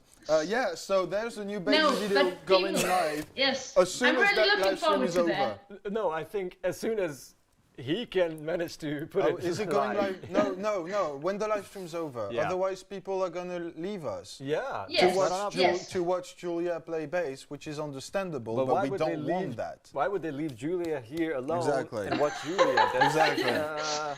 Here's the real JULIAAA, guys. Come on. No, good. I'm fake. You're not real. JULIAAA, I have to ask you because I don't know how 70 people asked that in the chat earlier. Yeah. They all want to talk about that Gibson bass that you talked about earlier. Oh, we had so many comments. Yeah, I talked about the. Wait. Oh, really? Find it? Oh yeah. Yeah, I told them there's a new Thunderbird bass from Gibson, non-reverse. Maybe you can show the picture. Yeah, I'm working on That it. would be I'm on it. Yes. really cool. Thunderbird bass. And Come on, make it big. also, I've never played it before. Gallery. I also can't imagine how this is going to sound. I mean, when I think of Fender or MusicMan, I have got the sound in my head, but I don't know how this Thunderbird bass non-reverse should sound like. So that would be also very cool to play this bass. I'm guessing really cool, thick, round, old school blues and rock bass sounds. Yeah, exactly. It has its thing, yeah. I love it. To me, that's the best. That's the one bass that needs fuzz. Like when I look at that bass and I look at that, I just want to see like a vintage stomp on a face. Yeah, like a big muff, like a big old big muff, just like stepping on it, or like Scott Pilgrim. Have you guys seen that movie? Yeah. That's what I see with that bass. Yeah. But I like. And I also like the color. So I think there are like 3 main colors. I see 2 now. If we're talking about the same thing, it's a tobacco burst and an ebony. Okay. Maybe it's not the right instrument. I hope it is, because it's the only Thunderbird I've found on their homepage. So yeah. I can't see it, but it will appear. It should be the right one. In 20 seconds in the live stream. Yeah. So these are, and of course the last thing. So we had like Fender, we had like MusicMan, the limited edition. Then we had the Thunderbird bass from Gibson, Charvel. Then we had the Darkglass ADAM pedal, and also Ibanez. They also have got new basses like headless and short scale basses. Oh wait! I'm going there. I'm on it. Yeah. I had Ibanez somewhere here. Wait, let's not do guitars. Chris is working fast. Ish. Yeah, as fast as the internet goes. What? I'm clicking things without knowing what I'm doing. That's fine. We're working on it. Just the usual. Julia, a lot of people have been asking if you'd be interested in doing a Hit the Bass Tone series. Hit the bass tone. Yeah. That sounds good. It sounds good, right? So I guess they're saying that because that's what I've been doing for guitar, and under every single. Yeah, I know. No, what? Abort mission? I'm sorry, I'm getting mixed signals from. All right, talk about the Ibanez. I'm gonna sort this out with these guys. Talk about Ibanez. So I have some headless stuff here. Yeah, headless and short scale. So I mean the combination is very unusual, and I think Ibanez is one of the few brands that really do that with headless and short scale. I mean it's perfect when you want to fly, because I think it's like a guitar, and flying with the bass is so complicated with the normal bass because it doesn't fit in anywhere. Yeah. And when you've got headless and short scale, I mean, there are not a lot of problems. So this is really cool to travel. Oh, nice. There's a nice pink one too, just saying. I know. And there's a green, I don't know what green. Seafoam green matte. Yes, exactly. It always works, with especially with roasted maple, that dark chocolatey kind of wood color together with the seafoam or pink or any other surf color. Yeah, exactly. We had that conversation like 1.5 hours ago about guitars, same thing. It just looks so good. I mean, you have to get used to that headless thing, because I think there are not a lot of headless player. And you also have to, when you change strings, it's a little bit different, and when you have to tune it. But yes, I think maybe a lot of people will like it. I don't know what you guys think about it. I mean, with all these Strandberg guitars and other brands bringing out headless guitars, and then simultaneously all the bass models coming back from the same brand, of course, Strandberg, but also Ibanez doing it 1 or 2 years now. Yeah, no, last year was the first headless year for Ibanez. Yeah. So it makes a lot of sense. It's cool to have options. I mean, you know, it's not my thing, to be honest. I love headstocks, and it's nice to have the balance. But if you're always struggling with heavy guitars or basses or whatever, and just want something real light, you save quite a few grams already with that. And you know, there are probably other good things you can do with it. Yeah. For example, putting it on a wall stand. They have systems now, old man. I'm just kidding. My point is, like, when I used to work at Hotline at the call center here, I get a lot of customers asking me about these instruments, but not, you know, the instruments that you think, not the people that you'd expect, like young gent kids or whatever. Yeah. For most of them, they were like 50-year-old touring, gigging guys who were like, dude, my back hurts a lot. Do you have an instrument that's under like 2 kilos or something? It's like the only way to find that is headless designs without the tuning keys, and even more so for bass. Like how heavy are tuning keys on a bass? You know? Yes, I mean it depends on what wood you have. Obviously, I mean there is a new or there's really light wood. So my 5-string bass I have right now is lighter than my 4-string. So it's like about under 3 kilos. It's really, really nice. That's ridiculous. Oh my god. And it's a 5-string bass, so I think that you have to choose the wood, but this also depends on what attack it has and what sound. Yeah. So you really have to try it out, what you want to have and what you need, because when you're not traveling a lot or not going on the plane a lot, it doesn't make sense to just buy a bass that's headless when you're not traveling or when it's easier. So you have to think what you need and what you want. Yeah. Exactly. Yeah. Cool. The French don't talk. He's eating all the pizza. Yes, I am, sir. Yes, I am. You're doing it right because it was warm. It used to be. Now it's not that much. Yeah. Cool. Yeah, we still have a lot of reactions on the headless. That pink headless has a few fans, definitely. Never played the headless bass, and even though I think normal basses look nicer, I'd like to play one. I think it's and Julia, correct me if I'm wrong. I think I didn't need a lot of time to adjust to playing headless. Do you still have your Strandberg? No, I don't have it anymore. But I used to. It for years. I had a Strandberg for like 2 years, and I didn't really struggle at all to adjust to it, and I thought it was just really easy to handle. Yeah. So I think, you know, even if you're a little bit put off by the headstock, you should give it a go, and because it's an interesting experience, I think. Yeah, it is definitely comfortable, but I think you have to get used to when you really, especially when you're sight reading. So I had at the beginning, I had problems when I was sight reading. And then, because it's different. Yeah, everything is on the wrong at the fretboard. Spot. When you look at the fretboard, it's different. So I had to get used to that. I mean, I didn't play that bass that long, but at first that was a little bit confusing. Yeah, right. Okay. Yeah. That's about the same thing as one more string. having one more string on your instrument. Yeah. A 5-string bass, 6-string bass, 7-string guitar, 8-string guitar. Switching from 4 to 5. I love 4 strings. I'm a 4-string player. Yeah, yeah. I will always love my 4 strings, and I really, when there is 5th string, or at the beginning I had to get used to it, and especially Satriani. Yeah. Really, I always was on the wrong string. Yeah. Exactly. You have to think of 4 plus 1. Yeah. That's the way you have to learn it. I remember back, oh my God, in 2001, starting 2001, when I was studying in college, and I got my 7-string Ibanez at that time. Just building Lego. Oh. And I was trying,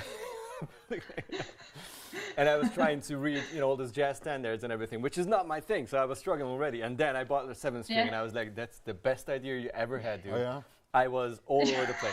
I was suffering so hard. The combination of jazz standards and 7 strings is not pointy, good enough. guitar. Yeah, but you know what? I played my last jazz like chord solo, whatever Prüfung, exam. Sorry, I was exam, on that 7th string, and I incorporated the 7th string for all those B's and D's and C's and whatever, and they loved it. So I was like, okay. At least that, yeah, whatever. Yeah, so I totally get it. It puts you off if you don't have a headstock, if you have one more string, if you have a fan fretboard. It's really cool to have it, and you might love it. So try it, but it does put you off first. Yeah. Yeah, exactly. I have someone asking if it's really a plastic nut on the Ibanez. Did you go through the specs on that? Wait, on it. We're just going to go through every other brand. Was it? I guess the pink one? The headstock, right? Yeah, I think the headstock one. So which is the EHB 1000S. This very much looks like Graphtec. Let me check the specs. Bartolini's, which is cool. Plastic nut. Pretty plastic cool. nut. Okay. It is a plastic nut. Okay. Yeah. That's I really love Bartolini's. Oh yeah, these are great. I really like them. Yeah. You did eat all the pizza, but you like Gojira. Tu es pardonné. Thank you. I take that to heart. I really do. I do love Gojira. Oh. Who doesn't, right? Sorry. Cool. Okay. Anything else? Yeah. No. I think that's pretty it. So that were I seem to remember that just caught my eye. A few comments earlier on Spectre gear. You've played that. I was there. I opened the website already. Yes. And I couldn't figure out what's new. It's a stupid situation because if they don't have like a knob saying new for 2021, it's really hard to figure out unless you're into that brand and you've seen their posts coming on Instagram or wherever. So I'm just sort of guessing here. There's obviously the US series, the Euro series, and the Legend series, which we know, and it's of course fantastic. I don't know. What you guys want to see? Let us know in the comments. Exactly. Yeah, I was going to say like, if you have like a particular when you have a brand in mind, if you can mention like the model maybe or like the finish. That helps. Because on some websites it's just really hard to find, I guess. But yeah, I mean that's cool, and you know, JULIAAA, that's not like all of it as well, because we had the same experience with guitars. Like so many other brands have decided to like put off the release as well. And just like not to be among that massive wave of releases that's happening, which makes sense. So I guess we can still expect like a lot of new products for next week and the following one. Oh, absolutely. I think so too, yeah. And I can't wait to really try them, because I think a lot of you we're going to test and put videos out. So I think that is going to be the interesting part. And if you guys have something you really want to hear or things we should test, please just leave a comment or write us. There's a few ideas for you in the chat. If you want to like do a recap on that, there's a bunch of video ideas for you. Wow, really? Okay. I will go through that. They just like quoting a bunch of baseline video on so many other artists, like you did on James Jamison and the others. You'll have a few options to choose from. Okay, I will do that. Your list Thank just got you longer. guys. Nice. Thank you, guys. All right. Well. Okay. It was so nice to speak to you. It was so good to see you again. We miss you so much. Absolutely. Yeah, I miss you. Oh, get a hug. Can you move your laptop? I can't. I'm going to unplug everything. There's like a zombie.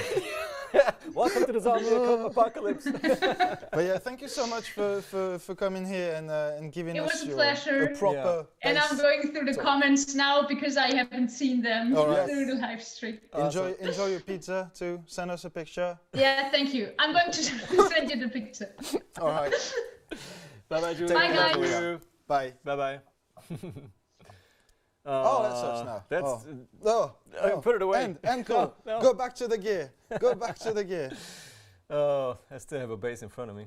Oh, by the way, Ibanez. We didn't talk about Ibanez. And, yeah, I think it's time. It's let's walk. All right. Let's make Poo Ninja happy. Well, I think Poo just left, to be honest. Oh, then no Ibanez. I'm very sorry. I think no, but he did say he'll catch the rest in repost anyways, because that is obviously going to stay online.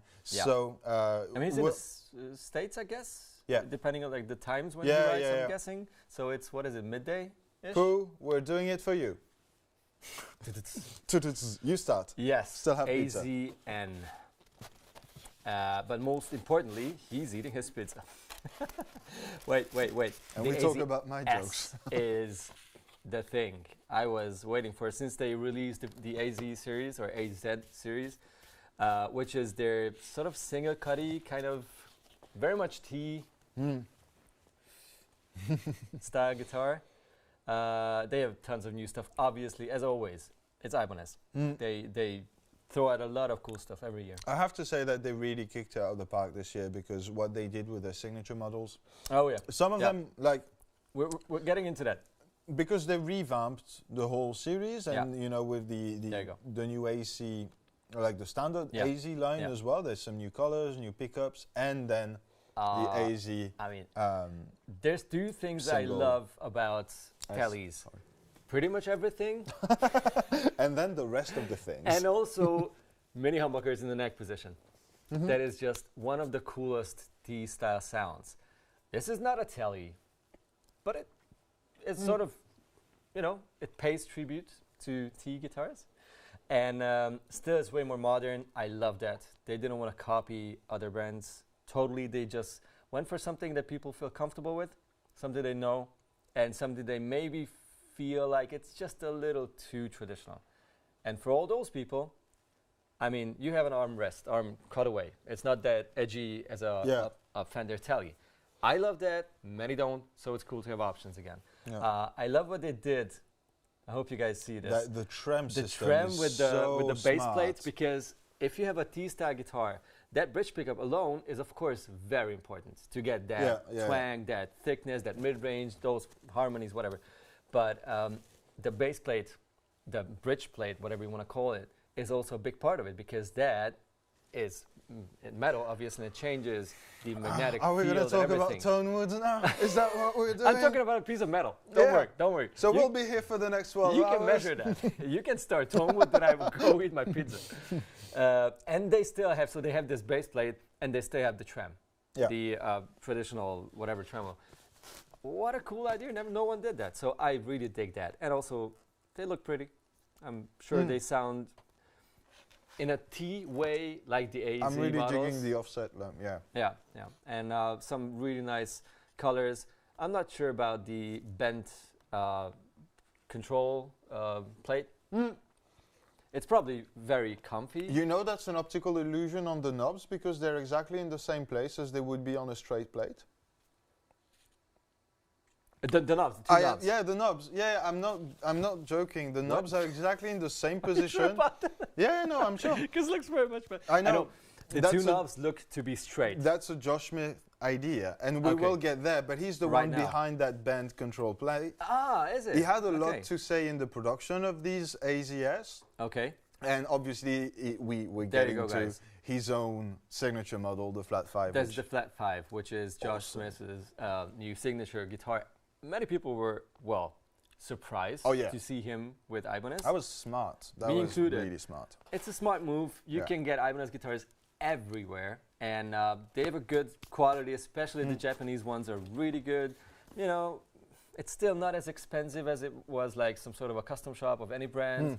It's not cheap, don't get me wrong. It's expensive, but it's not 1,000 or 2,000 euros more than the actual current price. And the guitar seems to look very nice, probably sounds very nice. Why not? You know? I'm super enjoying it. Yeah, I'm not sure about the black headstock though. Yeah, but we were talking about this again. Yeah. The guitar looks too traditional for me. Because the guitar is black, and also because I love Josh Smith guitar and his who made the previous one? Chaplin? No. His previous guitar was like a really boutique. I know. I'm trying to look for the build-up, but he's got a black headstock on this one as well. Yeah, of course. So maybe I'm just more used to seeing him with that design, and it's not as shocking to me. But I'm really looking forward to try this out. Yeah, and this one doesn't have the tram. It has the actual bent metal ashtray bridge and titanium saddles, which is something he's also used to. So looks to be a really interesting signature guitar. Not affordable, but like still not custom shop money. And Poo, here you go. Here you go. That's for you. That's like just a little bit over the top. That is, but in a very wide way. Absolute overkill. But it's so. I mean, I'm not into bling bling, but I love all of Steve's guitars. I don't know. It's probably because I see them and hear them since I'm big. It's just too much, but it's still beautiful. It's a weird combination, I guess. I again loving it. To me, gold. I'm not a fan of gold hardware, but it does work so well with that kind of finish. I just like it. And someone was suggesting earlier we should start a GoFundMe campaign for Poo's Pia. Oh, Pia! Oh, so that he can can finally get his Pia. And we'll get on that. We'll get on that. This is way more my kind of signature guitar. It's good because you know I wasn't gonna say that. Really? You don't like it? Oh no. What? No, it looks so odd. You're so boring. Oh, I think the guitar's boring. What? I always thought the Satriani. That is boring. I always thought the Satriani models were boring. It's like not boring. They look a little bit weird, a little bit round, and then you've got that cool, mirror finish. But it's like, I don't know. You done? Yeah. Okay. Next guitar. Oh, you go for it, man. No, it's a matter of taste. I love it. Of course. It's one of my favorite guitar shapes. Of course. I know I'm gonna get thrashed in the comments as well. If the body was a little bigger, just the same size as like an RG or a Vi signature is, I'd probably dig it a bit more. Maybe it is, but it's just so rounded off that it looks to be like tiny. It just doesn't. But the shape is very comfortable. If you ever played a Satriani, it's. Okay, then you know it's such a good guitar, and I love the looks. But absolutely. Are you more into these kind of guitars? Then I can dig that. Oh yeah, me too. It's a big guitar though. Like if you've never if you've never seen one in real life, it kind of you don't expect that horn to be like right up there. It's a big guitar, but then again, no man. Okay, it's only because Paul got back from. Yeah. It's only because Paul is such a gigantic dude as well. And that's why he wants that kind of guitar, he wants that kind of balance. But the first time I held that guitar, I was really shocked. Yeah, I know what you mean. I know exactly what you mean. Yeah. I just enjoyed your description. That's where your mind is at. Well, okay. It's a beautiful like guitar, and 3 times the right kind of pickup. I love mini humbuckers. They are absolutely underrated, that's true, and they always sound fantastic. You get that sparkle of a single coil, but you have the mid-range and the punch of a humbucker, because it is a humbucker. There's just something about it. We've got 2 drastically different takes right there. Walid said more is more, agreed on the Steve Vai model. Oh, in that case, yes. Yeah. And then the right underneath, this Pia is just like an uglier version of the Tim Henson signature. Ouch! Like, all right, fight now. Oh wow! Let's not. I mean, these are good. These are good comments. More is more. Yeah, absolutely. Is it sort of similar to the Tim Henson signature? It is absolutely. Yeah. I get you both. Loving the comments. What else? Is there anything that makes your heart go. I like the finish for the Lari Basilio guitar. The LB1 in yes, violet. Yes, I totally skipped that. I'm so sorry. No, it's just too many. There's a lot of guitars on that news page. No way I can. And it has the right shape too. Just saying. Yeah. We know. It's really cool. I'm not sure about the gold hardware again. But whatever. It's a really pretty guitar. I'm sure it sounds cool. I'm guessing Seymour Duncan's again. Yeah. You know about these things, right? Yeah. Give me a fact. Can I click on anything here that makes this artist detail? I know Larry. She's an absolutely incredible player. There you go. A biography. I know that's cool. I will read it later, but can I see anything about the guitar? I have a déjà vu right now. I feel like in that video where I was on the floor trying to get out of a sub menu for way longer than what you've seen in the video. Just saying. There you go. Goto Bridge, Seymour Duncan, Lari Basilio. Nice. So apparently Seymour Duncan went for a specific signature pickup for all the new AC just like the artist models. Josh Smith model. Josh Smith the same. Yeah. He also got his new old pickups. They're not available for retail separately just yet, but according to Josh Smith, it's something that should happen in the future, at least for his version. So I would assume Larry's pickup would be available on aftermarket as well. You know how it is. If people want to buy it, they will put it on market eventually at some point. You know. Yeah, definitely. Okay. Awesome Ibanez guitar. 7-string Martin Miller. Let me show you that. You know the looks. It's the same guitar with one more string and more and more. Which is cool to have. So many technical players don't want to have like a super pointy guitar, but still the attitude of like a proper rock guitar if you need that. Cool. And those pickups are like sharp, man. They really cut. Yeah, same with Duncan. Come on. Check out the ESP guitars. Did we not? We started and then I stopped you because it was bass time. Yeah, that's true. Also. It was bass time. I mean, we covered quite a few. What I've seen is that they still have quite a few Evertune models, which is awesome. Yeah. I'm not always a fan of the Evertune bridge, but for like a heavy player, especially with like Fishman pickups or whatever, chuggy it makes sense in a certain setup for sure. You can really, really use it. There's one, the MH1000 with the Evertune. Oh, man. I mean, I had such a serious gas. Just this headstock. I was just gonna say, LTD, if you're listening, please put the teardrop headstock back on these models, because that was probably my favorite headstock of all time. The rounded one? Yeah. No, the teardrop headstock is my absolute favorite. Can you cut his mic? I bought a vintage LTD. I think it was an H302 or something, like an earlier. One, it was still made in Korea, and just because it had that headstock, I swapped the pickups and electronics and all, but I think this is the prettiest guitar and the prettiest headstock. So please, not on all models, Chris and his peers need to stay happy as well.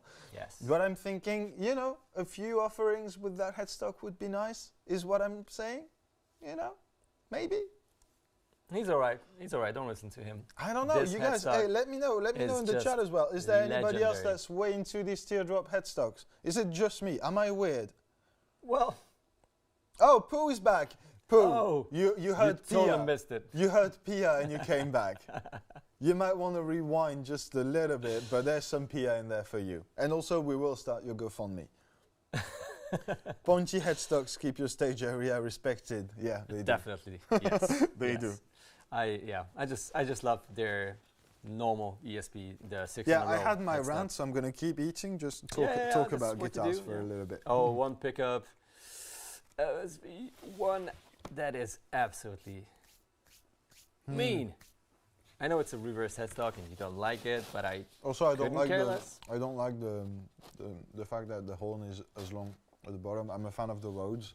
Oh, it is shorter. I mean, you're looking at it's my perspective? Really weird angle. Yeah, that's true. Way shorter. Okay. The fact is that because of this it's so funny, man. I'm sitting here, it looks exactly the same size. It's horrible. It's weird. Because my screen is 3-dimensional and, you know. We have that technology. We are from the future, actually. Yeah, pretty guitars. We know this one. Oh, yeah, I love that shape. Yeah. Ben Wyman. Oh, dude, it's in your color. I know. It's but almost shell. I think the one signature model they did with that was for Ben Weinman from Dillinger Escape Plan. Yeah, yeah. And I remember that. I love that guitar. Yeah. 2 bits. Yeah. Have a tune as well, by the way. Is there anything else in the comments you guys want to see? Any other brand or anything? I mean, we didn't cover pedals because most pedal makers didn't bring out a lot. We will. We need to talk about 1 or 2. The teardrop headstock looks terrible.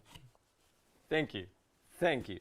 It ruined for me all those MH, whichever. He's not the only one who said that he was just. Well, maybe there's a good reason for them to, get rid of that. I'm just guys. You're probably the only person. No. All right. Kidding. Well, I'm just kidding. I don't care. I will stand alone, and I stand by what I said. LTD ESP. I mean it. While you stand alone, take a look at this. Yeah, I know. I told you to look that up. Yeah. Don't be that guy. It's the Jackson Audio Modular Fuzz.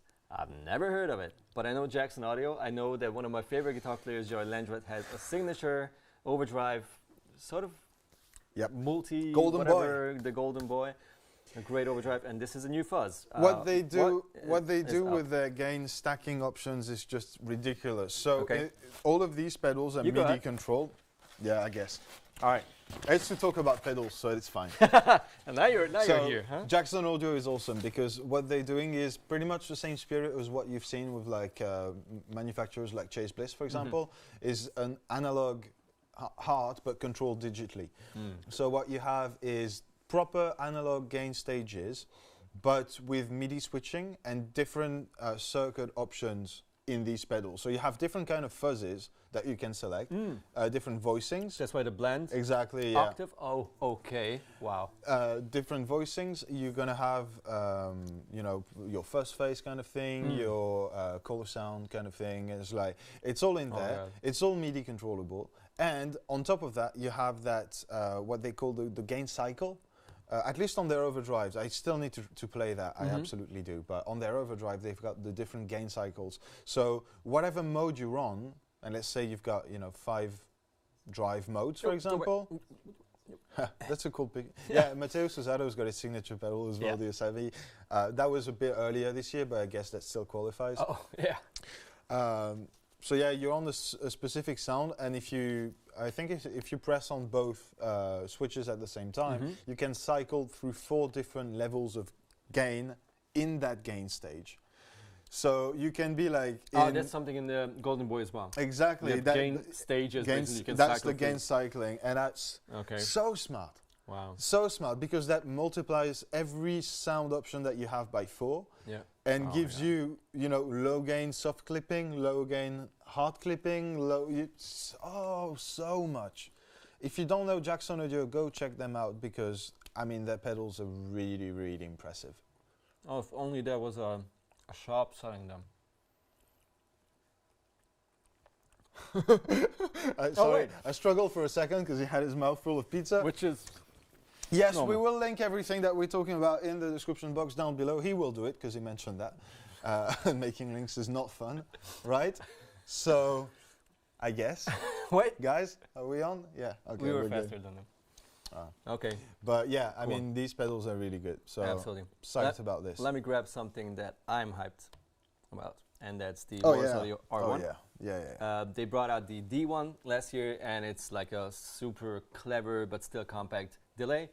There's the reverb version of it, and it looks way better. I don't know why. I like the looks of the D1, which was sort of a clean, sort of technical look, design. Yeah, I don't think the color worked so well with the D1. I wasn't big on it. Yeah. Compared to what Walrus Audio used for their normal pedals. Such beautiful designs, and that grey looked just a little bit stale to me, and I think that's already much better. Yeah. Especially they changed just a few things visually, which it doesn't really matter, but again, not talking about the sounds, because the D1 was mind-blowing. It was so good, and I'm sure the R1, from what I've heard of it on the internet, is also mind-blowing, but I like the looks of it. And you have presets, MIDI, and all the programs, and special knobs like the swell, which is a swell for your guitar signal, so you don't have to have like a pedal, not volume, the other one, expression pedal, to swell in your sound, or volume pedal, whatever. You don't have to use your guitar spot. Clever little things, and I enjoy pedals and brands who think about new ways of doing the same thing again. Yeah. Because that's what everyone does, of course. But if you make it the right way, just a little bit differently. It's inspiring more than others, and then that's the right thing for you. So I like this kind of approach. So I'm looking forward to this one. And what's that? Yeah, I was going to say, because I think it's Amanda who said Eartquaker Devices released new stuff. And I was like, yes, yes, they did. I've heard him saying it, and he was like, oh, it's like a modulated, pitch shifting, reverb without treble. And I was we were literally filming yesterday, and I kind of had to stop. And I was like, dude, there's a demo. And I watched the demo. And it's like, yeah, it's gonna be over the top and unusable and whatever. And then he played some sort of a demo. Not sure who it was. It was the actual Eartquaker Devices demo. I can't remember the player's name, but she was phenomenal. She was incredibly inspiring and everything. Yeah. And it was such a good sound. So okay. Everything Eartquaker Devices can come out a little bit too, you know, out of your comfort zone, out of the ordinary, and maybe a bit unusable sometimes. But there's always a usable place in them. Like whatever crazy effects you have, even the bit crushers and the data corruptors and everything, there are modes on that are so usable.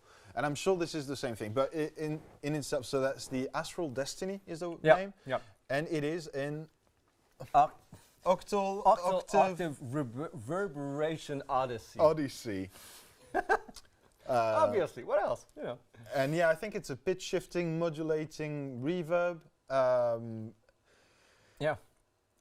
It's like your whole pedal board built into one. Yeah, kind of hard to describe any Eartquaker Devices pedal simply in regular pedal terms. It's not your Bon Jovi cover band kind of pedal. Yeah. It's more the let's go nuts, let's experiment with music. That's what Amanda is saying. The stretch switch is crazy. So you can hear that in the video. There's an on-off switch and the stretch one, which takes your sound. Again, I can't describe it, even less so in English. But it pitch shifts you into the atmosphere and stuff. Okay.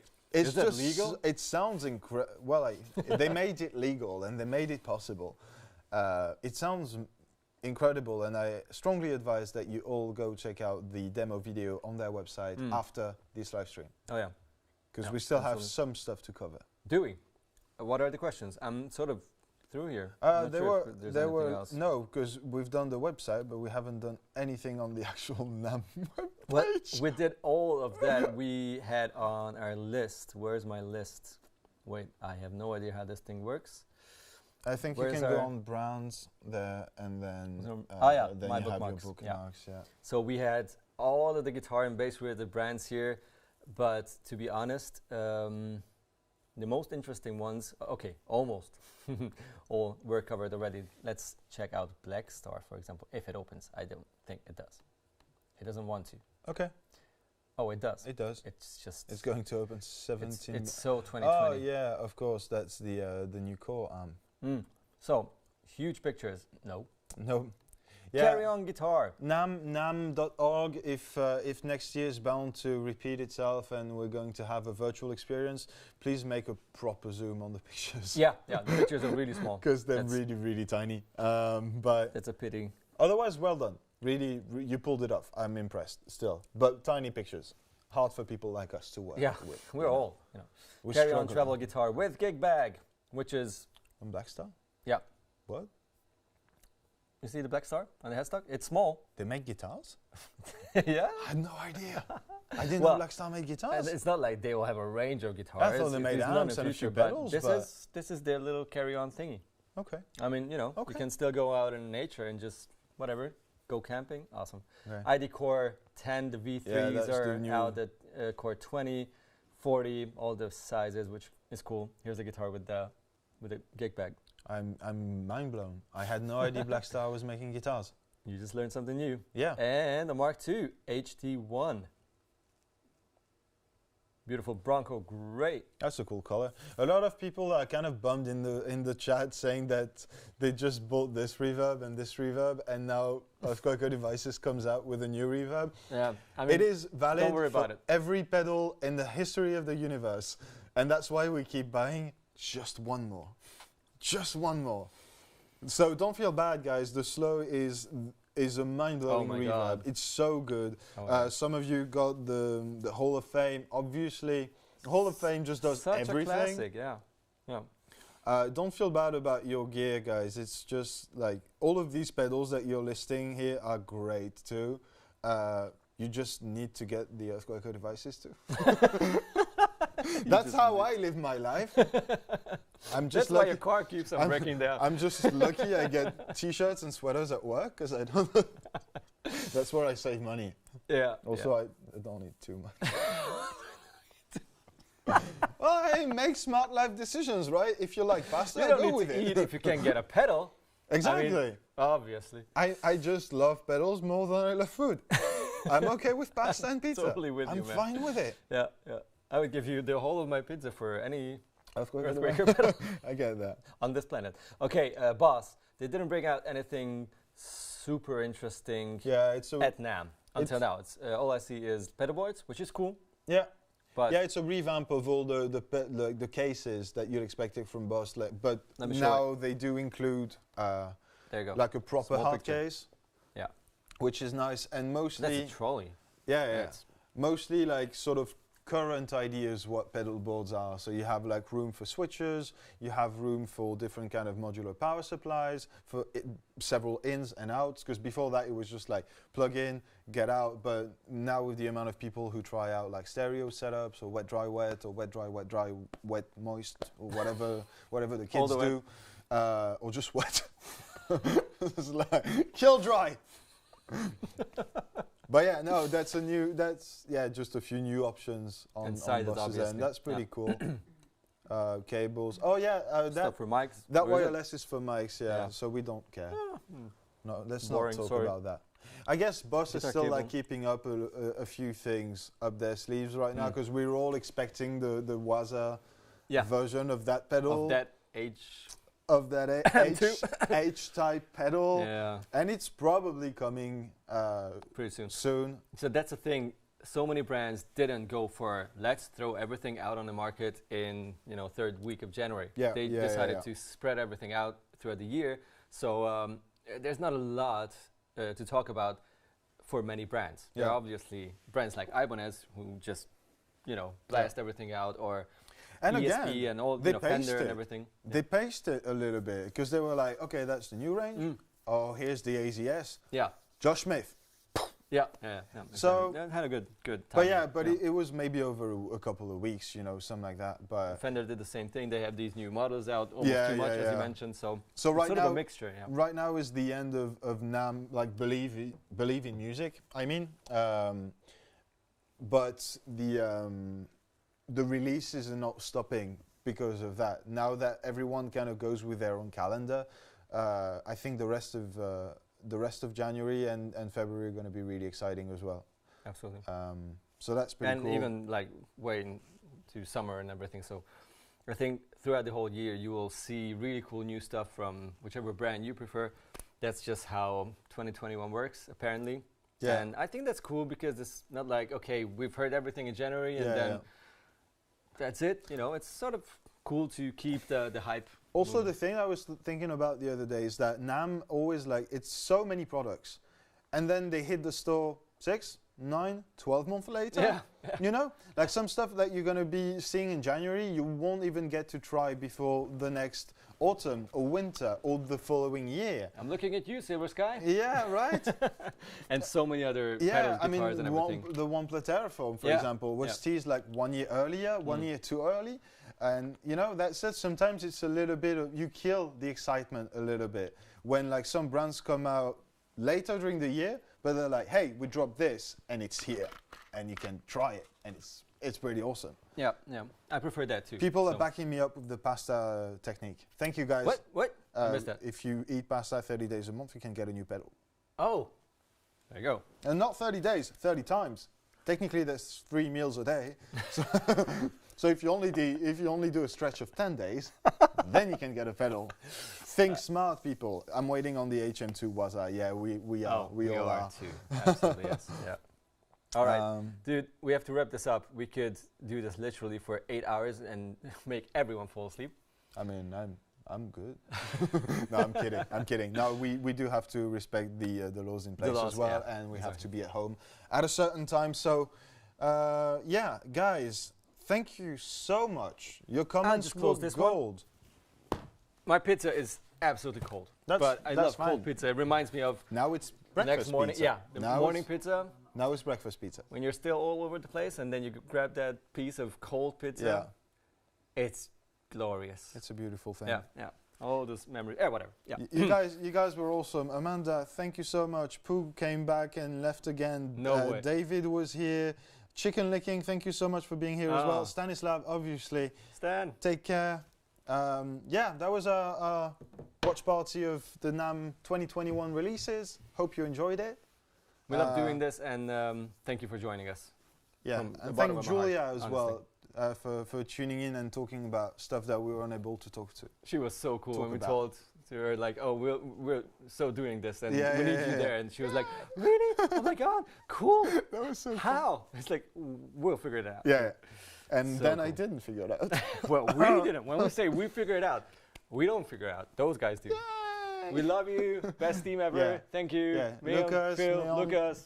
Thank you so much, guys. Such a cool team. And you guys, thank you so much for watching us and supporting the channel, and don't finding us ridiculous.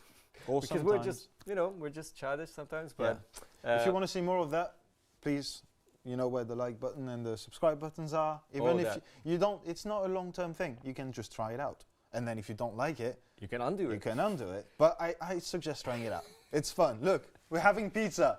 We'll do it again. Yeah. Hopefully. Anyways, take care, guys. That's the longest bye-bye ever. Let's just make a bye-bye. Are you betting that they actually stopped the stream already? Have they? Have they not? All right. All right. 3, 2, 1, we're good. This is over. Rock and roll. Bye-bye. Bye, guys. Take care. Oh, full sync on that.